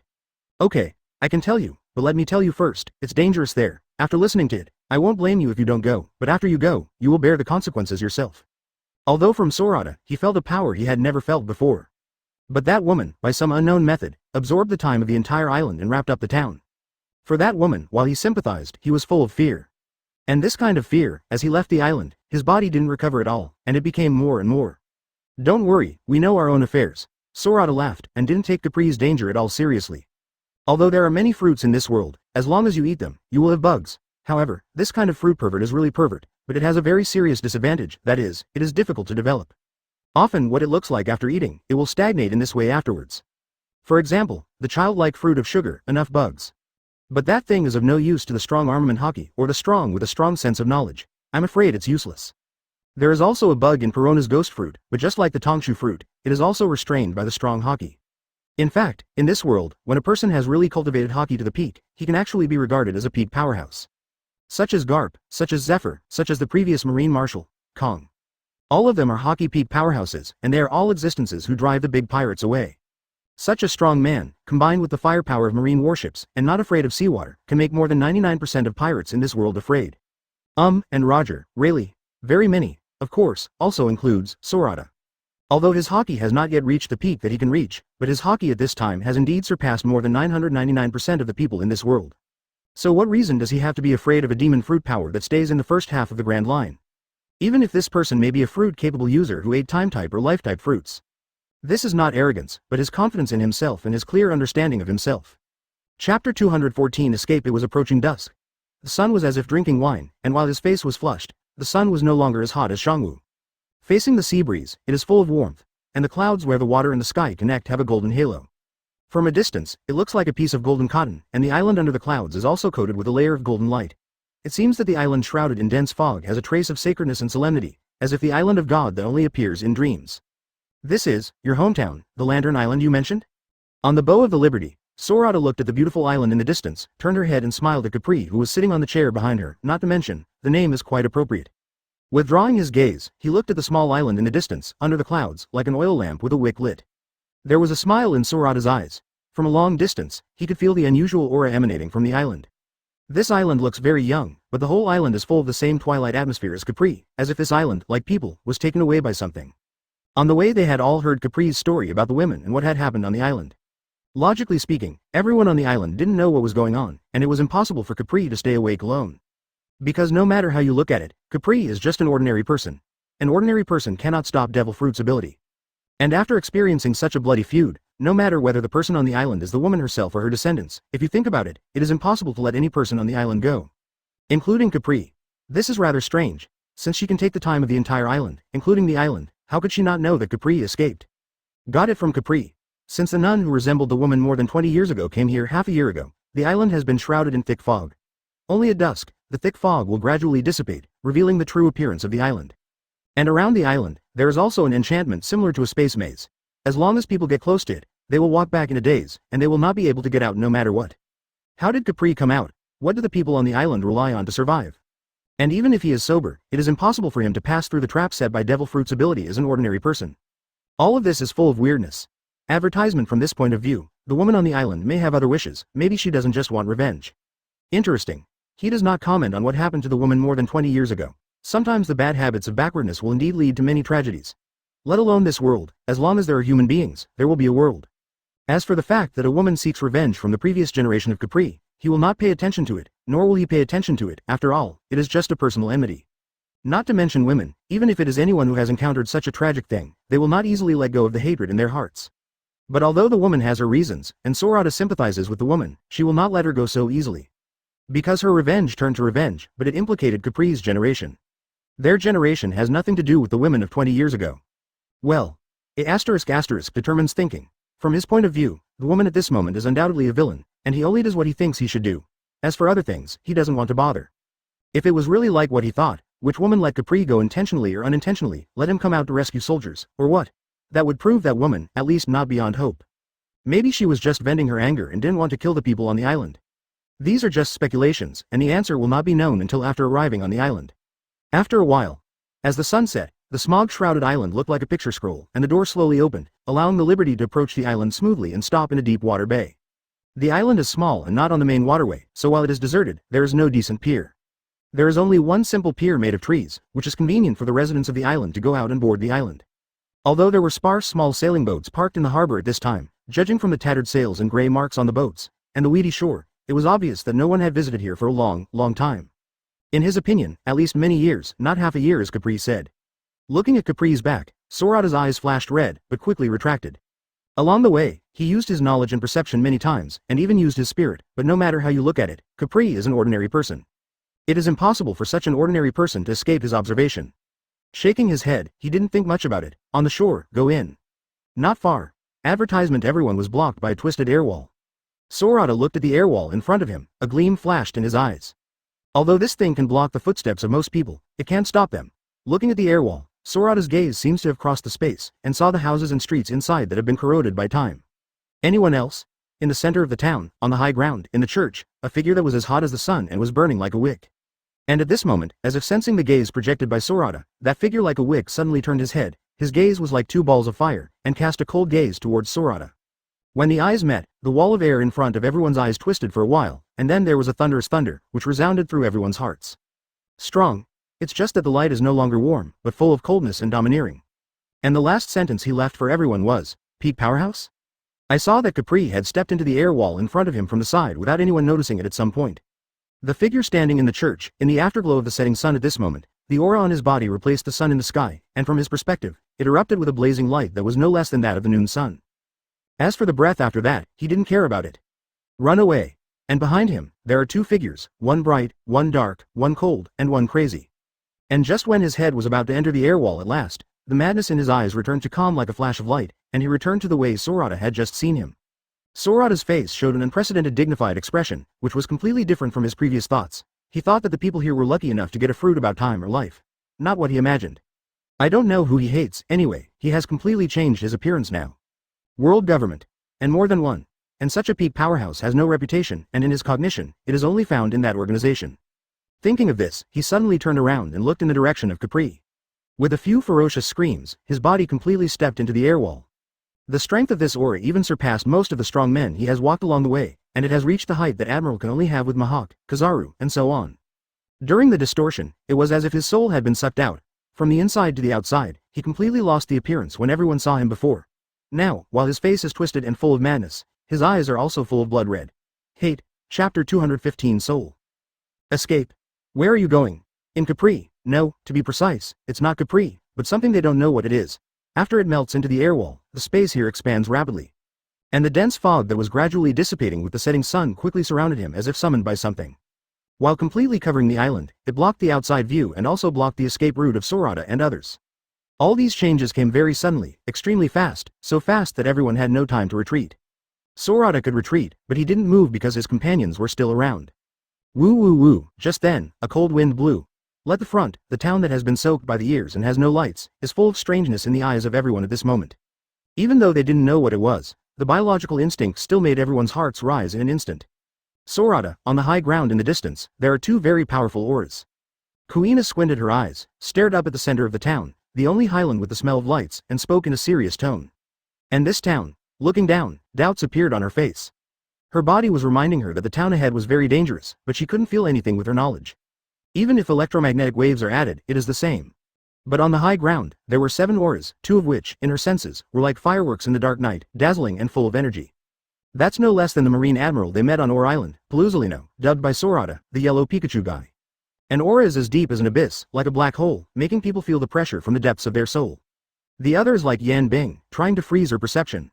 As for the other 4 people, in her perception, they're very strong, but for her now, they're not close. Before eating the thunder fruit, she met those 4 people, and she might have to wait for it. As for now, her goal is already a person of Admiral's level. In the end, there was another person whose breath was very weak as an old man with a dying candle in the wind. But on this person, there was an aura she was very familiar with, Caribou. Do not, it's 3 ways. Advertisement. Sorata looked at the town and looked at the church on the high ground. His gaze seemed to penetrate the wall of the church and land on the 7 people inside, Yihun. 3 ways? Kuina's eyes showed surprise, because in her perception, there were indeed only 2 particularly powerful auras there. Okay. Sorata nodded, looked down at the town that was soaked by the years, and said solemnly, be careful, before I clean up the soul that can absorb time, don't enter the village, just wait for them. Here come. These guys have tried their best to lure us here, and they have set up such a big battle. If we don't go in, they will come out. In his perception, the people in the town, it's not a person, it's a soul. His observation haki is endowed with spiritual power, and his observation haki is very special, it can sense the deepest breath of creatures. Now that he perceives these souls, he also knows what he perceives with his knowledge and knowledge. It should be a creature, hidden in the body, the deepest soul. Although it sounds magical, in this world where devil fruit has the ability to move souls, achieve immortality, and create souls out of thin air, it would not be too strange for him to perceive the existence of souls. Absorption time. Hearing Sorata's words, everyone's bodies froze subconsciously, and their pupils shrank slightly. The town in the distance, in the eyes of everyone at this moment, seems to have turned into a monstrous beast with its mouth wide open, waiting for everyone to throw itself into the trap. The trap or something. At the last moment of Caribou's disappearance, it was like a flash of light, calling out the sound of fleeing to everyone, and they knew it. So not really surprised. But they had never heard of the fruit ability of overriding time, including the well-informed Indigo and Robin, which was why everyone was surprised. Although I know from Capri that there may be fruits related to time ability here, but it is possible after all, and now I really met them, and asked Sorata to remind them to be careful. That proves that the town in front, if they go in, may be the same as Capri. In this world, if you want to ask what is the ability that human beings yearn for the most, it is not the power of nature, nor the power of space, but the power of time that keeps passing away as soon as human beings are born. And this time is time. Owning time and controlling time are the powers that many people dream of and dream of. This kind of power cannot be possessed by human beings, even in this world full of miracles. Because of this kind of power, only God can grasp it, and only God cannot care about the erosion of time, the passage of time, and even travel through the long river of time and travel through history. What a desirable ability! What magma, what flame, what freezing, what lightning. In the face of the power of time, nothing is worth mentioning. Advertisement, and in front of them, in the dim town, in the center of the town, in the only beam of light, there is a person who has the ability to manipulate time, that they cannot perceive. While this surprised them, for the first time since they followed Sorata, they felt tense in their hearts. Including Kuina and Ahua, 3 people. After all, the unknown is always accompanied by fear. Although not afraid, but more or less a little nervous. Well, absorb time. Sorata took out the wine gourd, raised her head and took a sip, then spoke. I don't know what devil fruit the Tao soul ate. The malice and madness emanating from her body, as well as the ancient breath of time, I can feel from a long distance. And this village. Putting down his hands and looking at the entrance of the village, Sorata's eyes flashed coldly. It's not empty, but full of souls, full of malice. These souls should also be controlled by a demon fruit power. Even the soul that can extract time should be controlled by the figure looking at him across the air. Only such a strong person can control such a powerful soul. From the looks of it, after death, devil fruit didn't have a reborn soul. Rubbing his chin, combined with the previous reminder of Capri's flashback, he thought he might have guessed the general idea. Capri's story and his experience may be true, but that was 10 years ago or earlier. Perhaps a long time ago, a woman who ate time like fruits and dressed as a church nun did come here.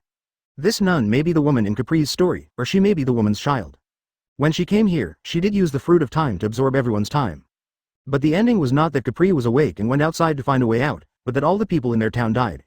And at this moment, whether the strong man he felt the pressure was passing by, or waiting here specially, he came here and killed this woman who was full of hatred and just got revenge. And the soul of this woman, together with the souls of all the people in this town, was controlled by some method. As for why he feels Capri, it is Capri, just an ordinary person. This point, I'm afraid it's the scary part of that guy's devil fruit ability. Controlling the soul, modifying the memory, and actually allowing the soul to attach to someone else's body, and then letting the subordinates completely hand over the body to the soul's control. This is basically becoming another person. If Sorata can detect it like this, then there is a ghost. Because all his manifestations, even his soul, are Capri, except for his body that has been taken out of time.